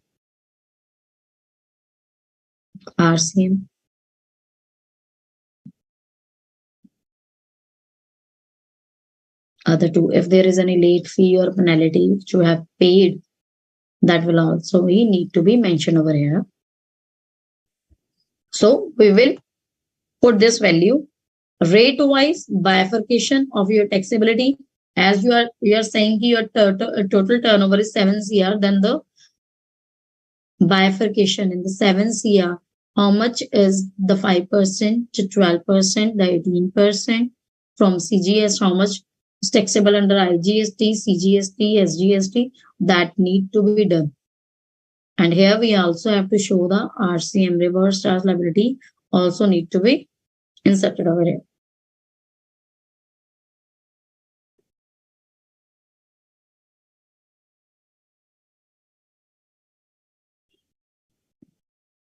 If there is any unreconciled difference, it may be the reason interest need to be paid for delay. You have to pay it through the DRC 03.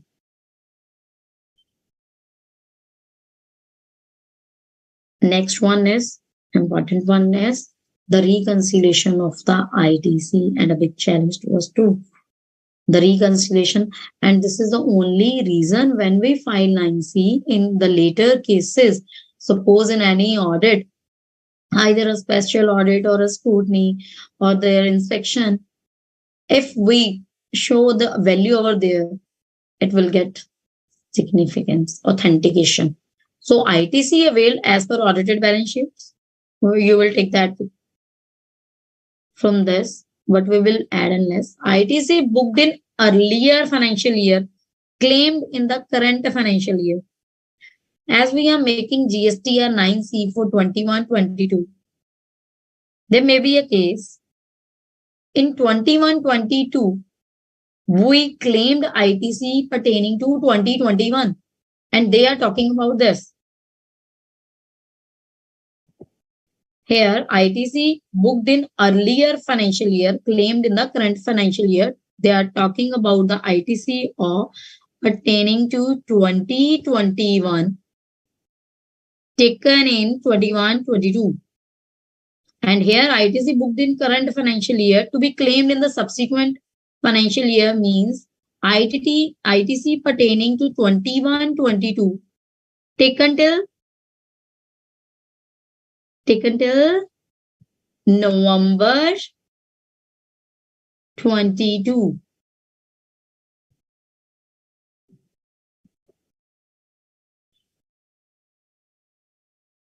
Here, we're talking about 21-22.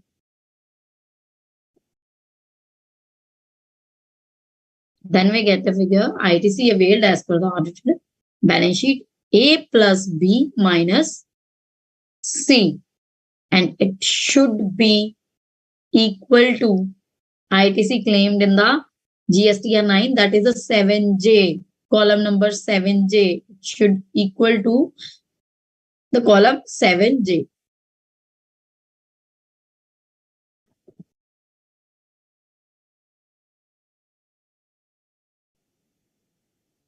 Still, if there is any reason, ITC, you have taken more or you have less, the reason should be there. You have need to mention the reason over here. Then the reconciliation of ITC. This is the optional one, the bifurcation. But as I already told, you can do it just for this year. But as, oh no, clause 44 in the income tax audit have been done. There we have to give the bifurcation to how much ITC we have availed in the books and how much advice also, as well as from registered person, how much is the purchases, from unregistered, how much is the purchases. So all these data need to be, I think we have to prepare it for tax audit 2 and for here too. But right now for the present 21-22, here it is optional one. Now, please make sure for every sheet, once you enter the data, you have to click on the validate sheet too. So you can check on which sheet there is an error. If it validate all the sheets, only then you will be able to make the JSON file. After that, validate. The reconciliation of the ITC is there. And the last point, number 5th, is the auditor recommendation, which have been changed. The earlier it was the auditor recommendation. Now it's the self attestation or recommendation due to non-reconciliation. Now in this, the heading auditor recommendation on additional liability due to have been replaced with non-reconciliation. The word additional liability due to non-reconciliation has been substituted because no certification by the auditor is there. That's why all the questions who is liable to do the GST audit, whether we will be able to do, become redundant. Now they're talking about the additional liability. After entry number relating to 0.10%, the following entry shall be inserted, namely. So all this is all about the 9C. Earlier, the portion beginning with the verification and ending with balance sheet, etc. We show this thing. The following shall be substituted: verification of a registered person. I hereby solemnly affirm and declare that the information given here above is true and correct, and nothing have been concealed therefrom. And this is self-certification from the registered taxpayer side. We are assisted the registered taxpayer, the liability, the onus of correction. The certificate is certifying that the figures they are providing in 9C, they are true. Is certifying that I am uploading other document as already told, 9C, along with 9C, we have to upload the financial statement, P&L account, and balance sheet too. And in the case of multi-GST numbers, it's better to upload GST number wise P&L too, so that you will not get a call regarding any discrepancy, why there is any mismatch. So need to be prepared with that too. So as it said, clause 40 in section 44, they have been amended. 35 has been substituted with this. And now everyone have to go through the annual return and a self-certification if your turnover exceeds 5 CR. I think everybody rewind that. And for composition taxpayer, you have to file 9A. E-commerce operator have to file 9B. It's only applicable if your turnover exceed 5 CR, and for turnover here means the aggregate turnover include exempted to that have been given into subsection 6. Now there is a one case, interesting one order is there I want to discuss with you too.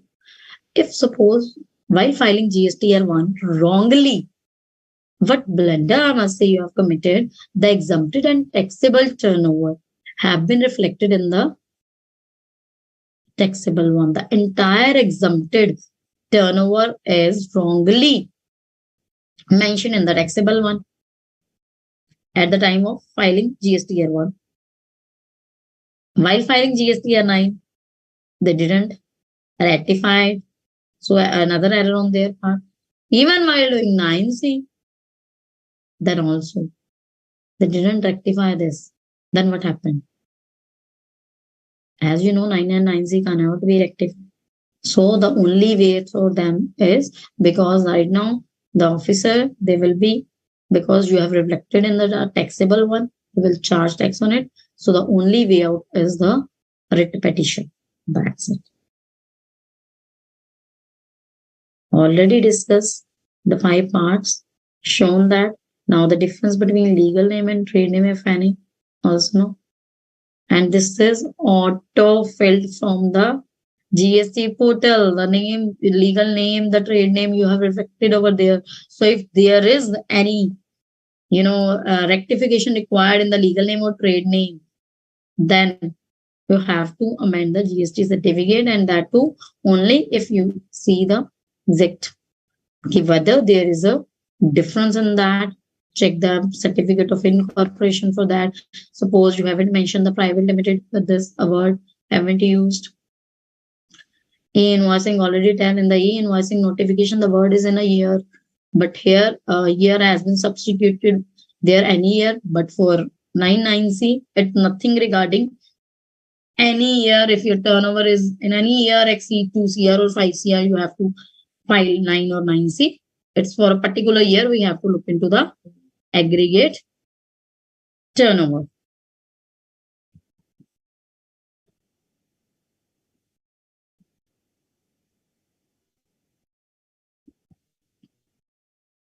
Audit under other section, reconciliation in the first one already conveyed. Unbilled amount is there, unadjusted advances, deemed supply, 4 cases are there. And when we are talking about principal and agent, in the commercial world, there are various factors that might influence this relationship. It would be prudent for what is principal agent relationship means. For this, it is helpful for you. When we are saying that it's a principal agent relationship, schedule 1 when applicable, it will be applicable if the further invoice by agent issued by agent in his own name. We are saying I am agent of Sonia ma'am. So whether when I am issuing an invoice, pattern of invoicing need to be seen, whether I am issuing invoice in your name or when you are further selling the goods, whether you are using your name or my name. This is the main difference where we get to know whether you are acting as an agent or not. If you are acting as an agent, schedule 1 applicable. If not, then schedule 1 will not be applicable. Credit note, all done. These are the single point which we have covered. Credit note accounted for. An example is that ABC company supplies goods on credit to customer Mr. Ray for 1 lakh. Applicable rate is 18%. A pays the supply value which much before the credit period and in turn what he gets from the supplier, a cash discount of 2%. Now cash discount extended at 2% shall be a non-GST credit note which should be considered for disclosure in part 2 of table, which I have given an example at table 5J. There are the credit note which will be reflected, which have been accounted for in the books of account, but not in the GST. Another case, another example, Mr. Ray has supplied goods for 20,000 along with transport charges of 2,000 to ABC. On receipt of goods, the customer complains that the goods are damaged. Mr. Ray extend a discount of 2,500 to the customer and issue a credit note without giving effect to the GST for the damage. If they are giving effect to the GST, then there is hardly any difference. Turnover as per books as well as GST will match. So just have a look at this example. 1 second.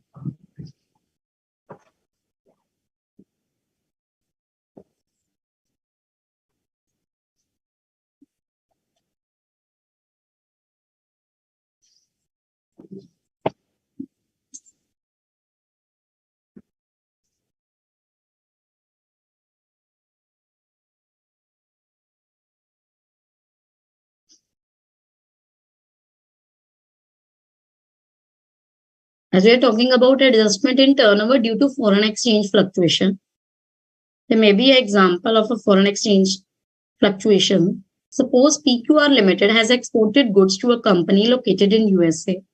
The value of the goods is $1 lakh. The exchange rate on the date of filing shipping bill is, now CBIC notified rate is different and RBI reference rate is different. Now at the time of receiving money, the bank exchanged the foreign currency at another different rate, that is ₹70.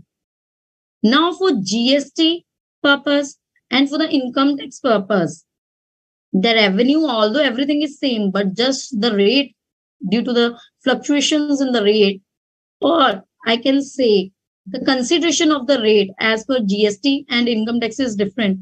In that scenario, it will rise to a reason of reconciliation. In this case, for the purpose of GST, we will taking CBIC notified rate, that is 65, and export to be disclosed in the GST return would be 65 lakh. But for accounting records, the exchange rate would be 68 and the export recorded in the books would be 68 lakh. The difference of 3 lakh would have to be reduced from the annual turnover. And this difference is the reason of that will be shown in 9C.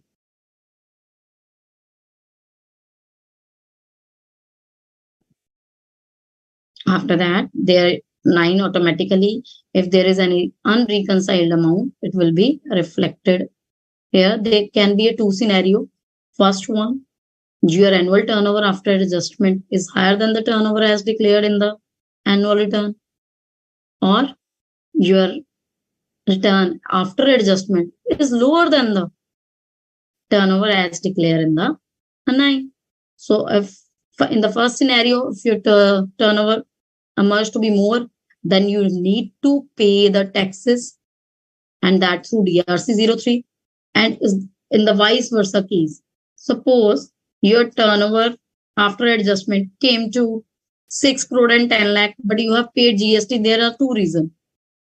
Your taxable turnover become after all the adjustments 610, and you have paid GST on either 620 or 6 crore. If you have paid GST on 620, it means 10 lakh more. Then the way out is you will go for refund. You will go for refund. But if you have paid less, then you will pay through DRC 03.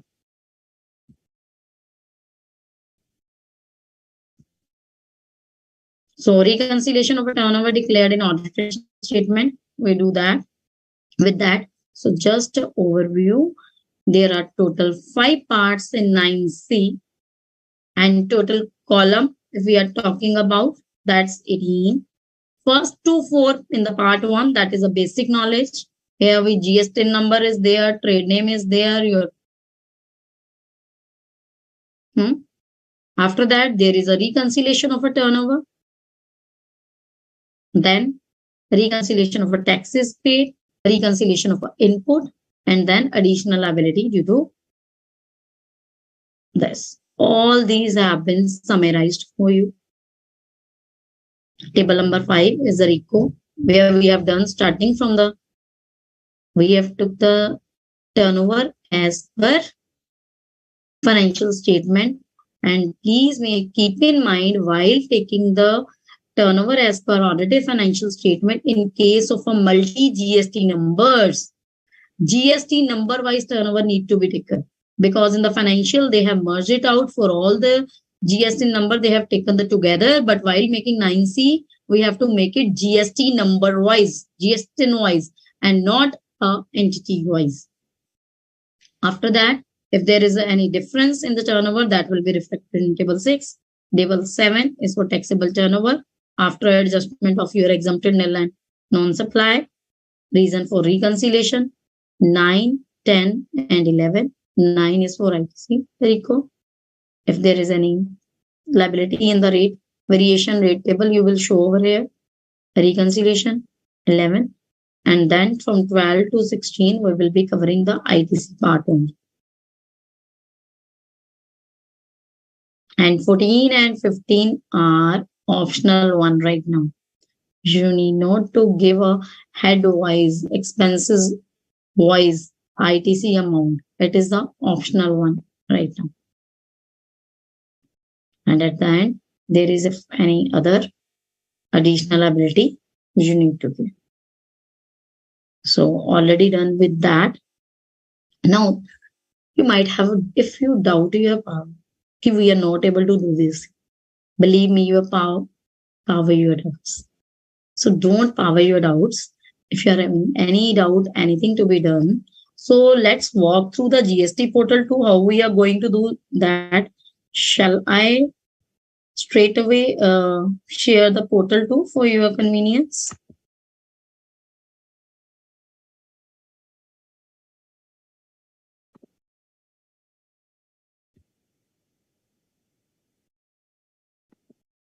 So is the site, GST site, visible to you right now?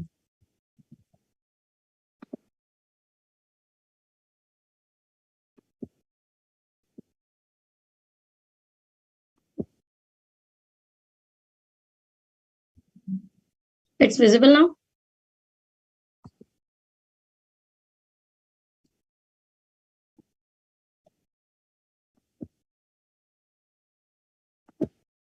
Before that,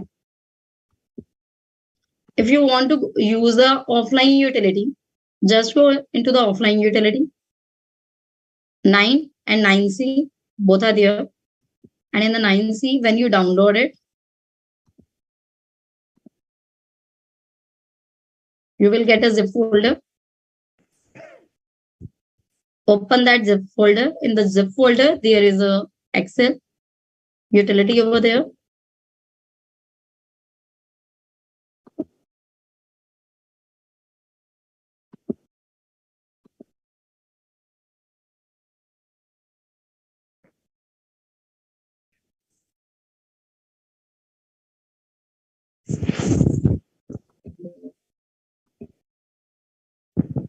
Now see, they have given the separate instructions for financial year 17-18 to 19-20 and for 2021 to 21-22. And in this, their starting one is, they have written there is an offline tool designed to help taxpayers to prepare for 2021 to 21-22. They have given to prepare 9C for the taxpayer, but for 17-18 to 19-20, what they have written, to help auditor. Reason being, from certification to self-certification, that's why they have been shifted from auditor to the taxpayer too. And for the first one regarding the multi-GST number, they have specifically written in the 5A. For there is a common for persons and entity with presence over multiple states that they will have to derive internally their GST invoice turnover. So we have to look into the trial balance for all for getting the GST invoice turnover. And here note the consolidated turnover is to be given GST invoice for each and every column. They have given the instruction over here. And this is the form which have been screenshot have been shared with you all. So where there is a drag drop, we have to select from them and note to insert anything. After that, putting the data, we have to validate the sheet. They will display a message, and at the end, it's not changing. Okay.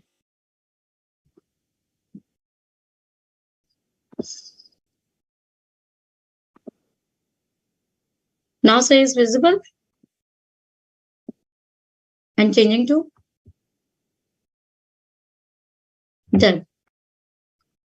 So I am saying that while downloading the utility, you will see there are two instructions for financial year 2021 to 21-22, and then separate for 17-18 to 19-20. Then we are having offline utility. Here we will, for every sheet after filling the data, we have to validate the sheet. After validating the sheet, at the end, we have to click on the, once all the sheets have been validated, have to click on create JSON.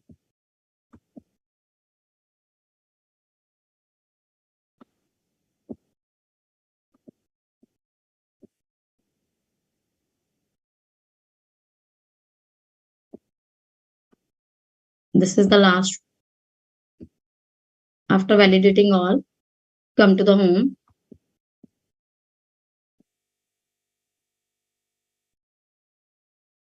Proceed to part 2. And then generate JSON file. If there is any error, you can open it with this. They can show the sheet on which particular sheet there is an error or the reason. As in previously for membership number, 0 need to be added, but right now there is self-certification. So no need of giving any membership number. So after generating the JSON file, you have to upload it. Where we have to upload it? Let me show you the site too.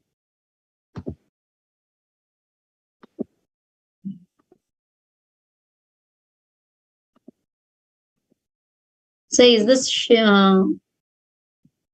GST site visible to you?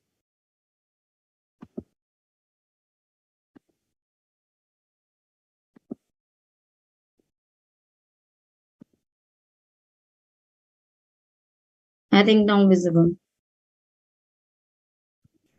Yes, it is visible. Before doing or filing 99C, this is a very important report, tax liability and ITC comparison. All of you must have a look at this book. If there is any variation between 3B and 1, taxability and RCM, it will be reflected over there. For year-wise cumulative, you need to be also check over there whether there is any difference between the taxability or not. This is with this reason is because of RCM and other. Here you have to see. And once you will locate the differences, you have to dig more into it. If there is no difference, then okay, fine, go ahead. Now in the annual return, we have to move to the annual return. For 21-22, we are making it first 9. After 9 only, 9C can be updated. And when we file 9, you can prepare through online or offline, both the mode. And I think in the previous lecture, already 9 have been covered in detail. And I have given you the overlook too for that. And for 9C, as we have used the offline utility first, so in that we will upload the JSON file. So this is all about 9C.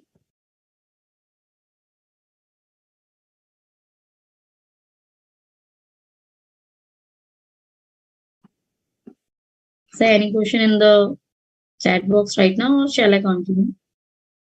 No, there are many questions, ma'am. Just, Okay.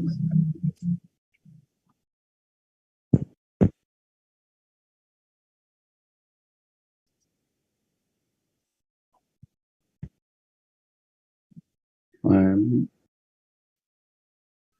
unable to see the screen.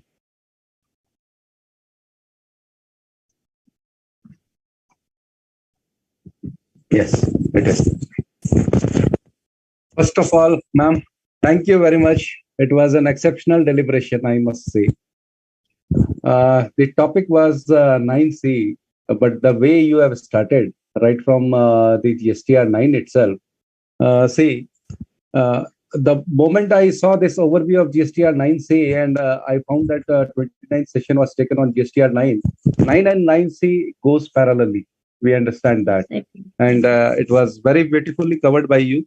That first you have covered 9 and then 9C. And a detailed deliberation.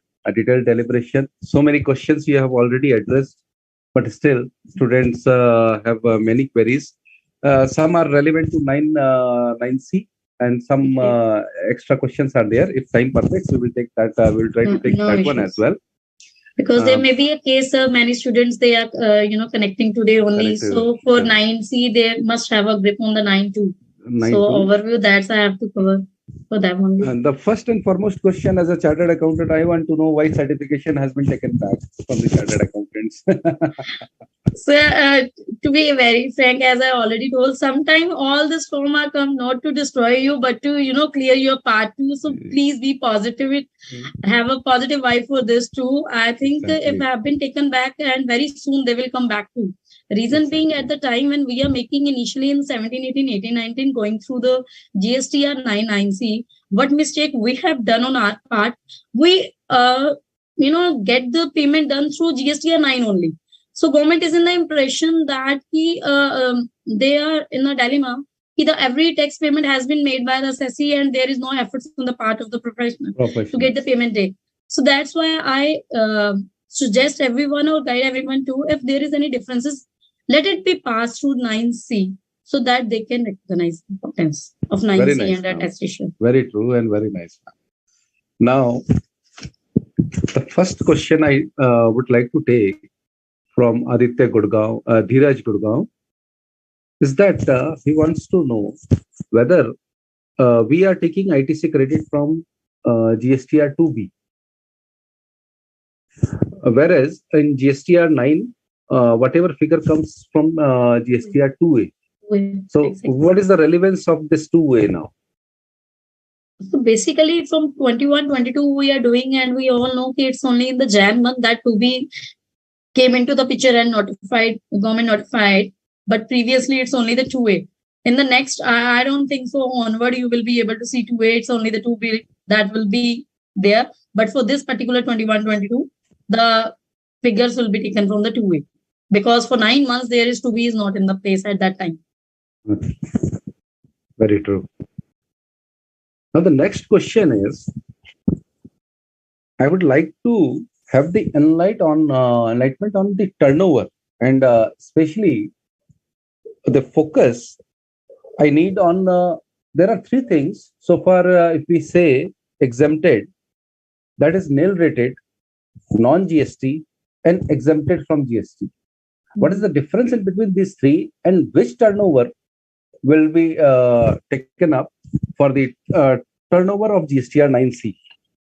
To be very frank, for 9, they all, as I've covered under section 2, subsection 6, they all have been covered. But there is a difference between non-GST, as petroleum is covered under the non-GST.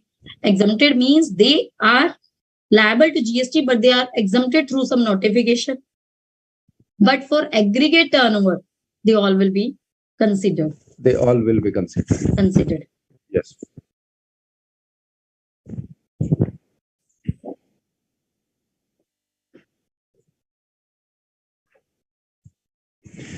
Can I claim ITC through GSTR 9 or 9C if I file GSTR 9 9C before 30th November?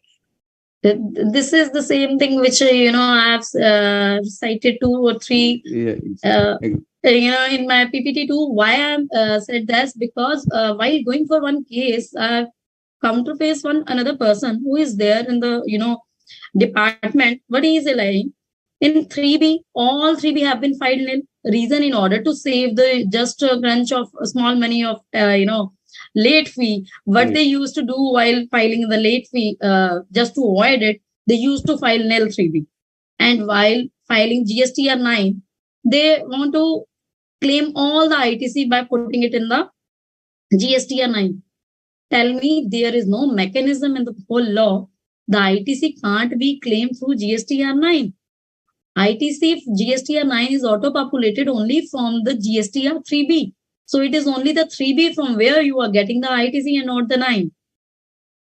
So in a nutshell, we can say even October return you can file after 28th, that is before 30th November, but you have to claim through 3B only. Exactly, through 3B. The other way is, if you haven't filed from April to till date, the whole amount of ITC can be claimed once in one go in the October return. That's not a problem. There is no adult key, you can claim this much of account. No doubt, as now a 2B has been in place, you will be getting a call because their percentage will be increases, the auto-populated ITC will be low and you will be getting high, and red figure will be there. But if you are having a red flag will be there. But if you are having a genuine reason for that, be ready for that. If they because firstly they are going to ask you the reason. If you are having a valid ground or reason for that, I think there is hardly matters. But the ITC have to be gone through 3B only. Very nice, ma'am. Now this is regarding e-commerce operators. Is annual return compulsory for a person whose TCS deducted by e-commerce operator, irrespective of turnover? For TCS as 9, he is there. But for another TDS is a separate chapter. For that, they exempted them from filing annual return. But for e-commerce operator, they have to file. Very nice. This we have covered that GSTR 99C needs to be filed for every GSTR. This we have already covered. Exactly. This is, yeah, ma'am. Yeah, no issues. Please carry on. No, I am going to the next question. If you are saying something. Sure, sir, sure. This is a long query, but this is from Aditya. He is asking about the ITC. I am making it a bit brief. That ITC on credit note has been reversed by he is asking that by the supplier post 30th November. Okay.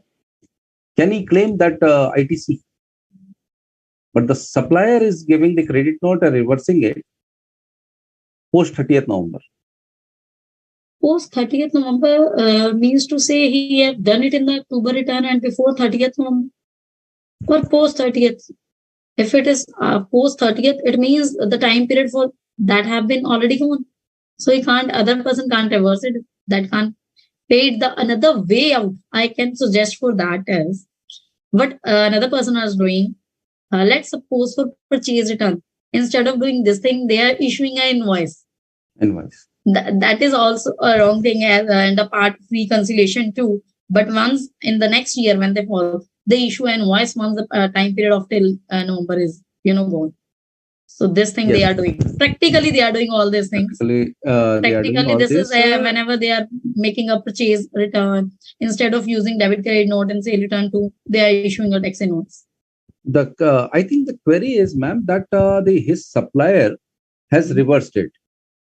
And if he has reversed, I think he. Sir, if they have reversed, that have been duly reflected in their 3B, so then there is no issue if it is timely given. Filed.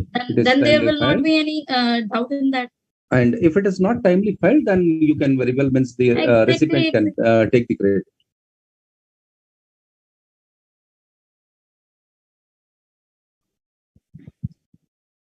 Now, GSTR 99C, this is a query from Swati, Mumbai, that if the 99C for 1718 till 2021 has not been filed, can the 99C for 21-22 can be filed? So All are exceeding the limit. All are exceeding the limit. all are exceeding the limit. You can file this year, but the problem is you have to make the calculation. Reason you have to give the data. How much of the previous ITC you have claimed in this year? If you are ready with all the data and you don't want to file it for the previous year just to avoid, or you want to see the late fee should not be levied. But right now, Swati, I want to suggest you don't go for that, because right now the IT system are very strong. Sooner or later, you are going to get a notice from the department. So you are not going to safeguard the late fee penalty. So it's better to file all the returns if you are liable to file it as soon as possible. Because if you are going to file it in, there is no bar. You can file a current year. There is no, isolation, as I told, ki 3B of current year can't be, this month can't be filed if previous is not filed. This is not a case with 9 and 9C, to be very frank. You can file 9 and 9C of any particular year, go ahead, offline utility, go ahead and file it. But if you are liable to file for the previous year and you are not filing it, just by filing, you within a couple of days, you are going to get a notice from the department soon. And even in practically, I have faced 1-2 cases too, where they have blocked the ITC in the credit ledger just because the person haven't filed the GSTR 9 and is liable to file it. Please file it as soon as possible. So it is advisable always to file exactly and comply with the law. Exactly, ma'am. This is always said, if compliance you find it to be a cumbersome, then go for miscompliance. Then you will realize the difference. And multiple notices comes. Nowadays we are experiencing in the GST, and what is the difference between VAT and GST? There used to be a single authority. So for excise is concerned, VAT is concerned.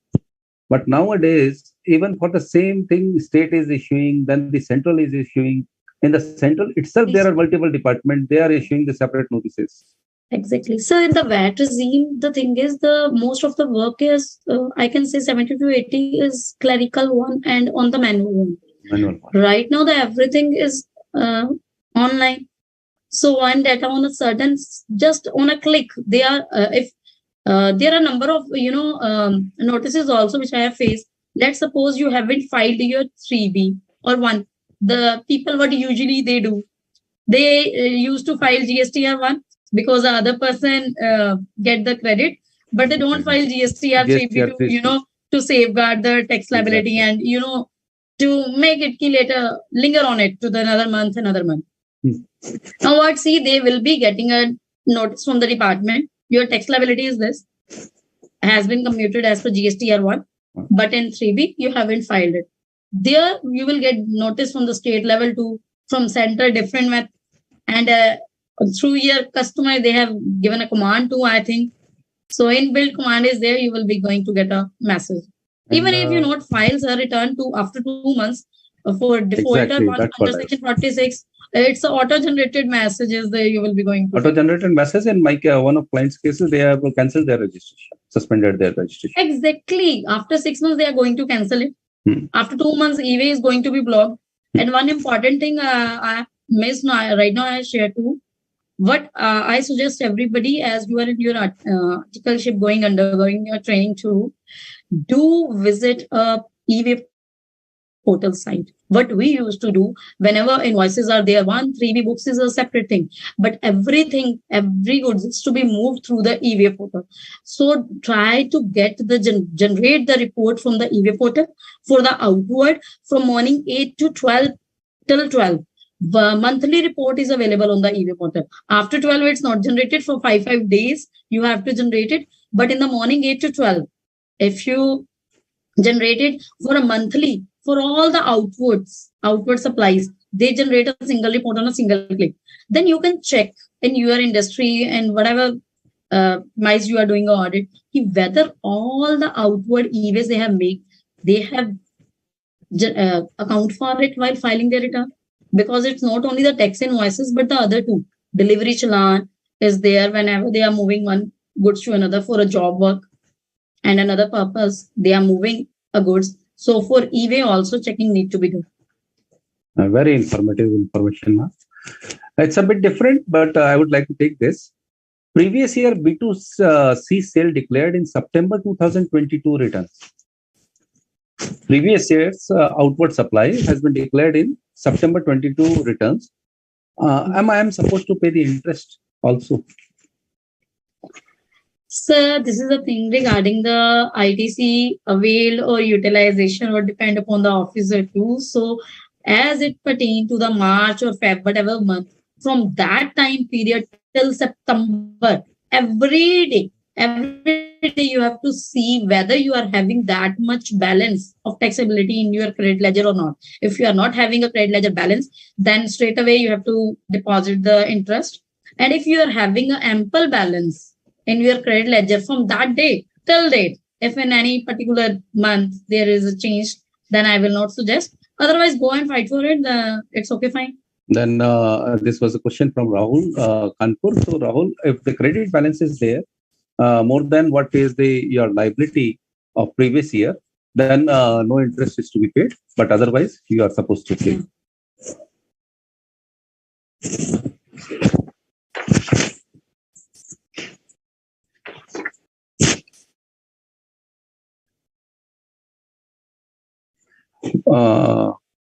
Ajay from Delhi wants to know deemed supply. What is the deemed supply? In the deemed, that's why I have inserted a special slide for the deemed slide too, because deemed supplied means normally it will, why they have used the word deemed supplied schedule 1. They consider 4 cases where you will not treat it as a supplier because you said the thing have been consideration have not been received. The examples is the transfer of goods from principal to the agent is there. And whenever we import services from our relative who is settled abroad, but the services we have rendered for the business purpose only. So in these are treated as, these are not at all a supply, but for GST purpose, they are deemed as a supply. So for you have to pay tax on that. But the thing is regarding the valuation, the second question that may emerge in your mind is how we value that. You are saying, yeah, it's the supply. Okay, fine. Then what's the value? So we are having a valuation rule under this, and we are going with the related party, as I've given you the example of my cousin settling abroad, and he's an architect, and he's given me the designing of my office premise infrastructure interior. In that case, what he is getting from the another person, if he supplied the same service, rendered the same service over India to another unrelated person, that will be treated as, and the whole will be covered in valuation rule 2 and section 15. I think they all go side by side. That's great. Last 1 or 2 questions, ma'am. What are the documents to be enclosed in Form GSTR 9C if there are any? For 9C, they have mentioned the balance sheet need to be enclosed along with the P&L. But for multiple GST 10, it is advisable to make a reconciliation too, because you are filing over, you are putting the data of simply one GST only. And the balance sheet you are putting over there of all cumulative for all the units. So at a first glance, they get the impression that there is some differences. So it's better you will file the RICO so that they will not call you and put another things. That will be better. Otherwise, in the notes to accounts, usually we added that thing too. We attach note to accounts for the safety. When certification is there, we attached notes to accounts too for our safeguard. But as now it's a self-certification, so only balance sheet and P&Ls they are next year too, along with the 9C. Exactly. And can the late fee be waived off in genuine cases? So it's all depend upon the officer whether they take the plea. Otherwise, for the 9, to be very frank, it's auto-populated. So once it's auto-populated, you can't pay. And for 9C, you have to give any genuine ground under law. There is a provision. They can forego, but practically, officer, they don't take it on their shoulder. Exactly. So they always insist he paid. Paid. So it is always better to file It is always better to file before the due date. Yeah, it is always better to file and file before the due date. That's why it's. I must say that the time period, the duration, the series have been started, and the topic have been chosen is the right time. Whatever can be seen, it's only in the month of December you are going to use the data, because till September, October, you all are occupied in your income tax and companies audit, and till 31st. And please don't keep in mind the date is going to be extended, because in the last year also it's stretched up to February. So they may be having a tight key. The date is going to extend. Please, within this deadline, enjoy your new year too, on 31st. So before 31st, let's close all these deadline meetings. Yeah. And the last question of today's deliberation: can 9C be revised, ma'am? 9C can't be revised, actually. But for 9, they have clear-cut mentioned, but in the law, reason being, when the 9C came into the picture, basically it's a certification. So once we certify the things, we can't ratify. We can ratify. We ratify. Exactly. So conceptually, yeah. This is another way 9C have been shifted from certification to the self-certification, but still it can't be revised. So that's why whenever you are going to file the return, please look at it twice, thrice before clicking on the final button. So with that, ma'am, it was a great interactive session, and thanks. I am really enjoying your participation, being moderator here. Now, Gagandeep sir, can you take up the matter from here? Thank you very much, sir. Thank you. Thank you, sir. Good afternoon, everyone, to the one and all present online. Honorable Chairman, Student Skill Enrichment Board, Board of Studies Operations, C.A. Sushil Kumar Goyal ji, respected Vice Chairman, SSCB, Shri Sridhar Mupala ji, today's session keynote speaker, C.A. Rajinder Kumar ji, Chairman of GSTR and Indirect Taxes Committee, and Chairman of Management Accounting Committee of ICI, and all the participants. It is such an honor for me to get the opportunity to thank you all the dignitaries. On behalf of SSCB, Board of Studies Operation, I extend a warm welcome to the students present online in webinar.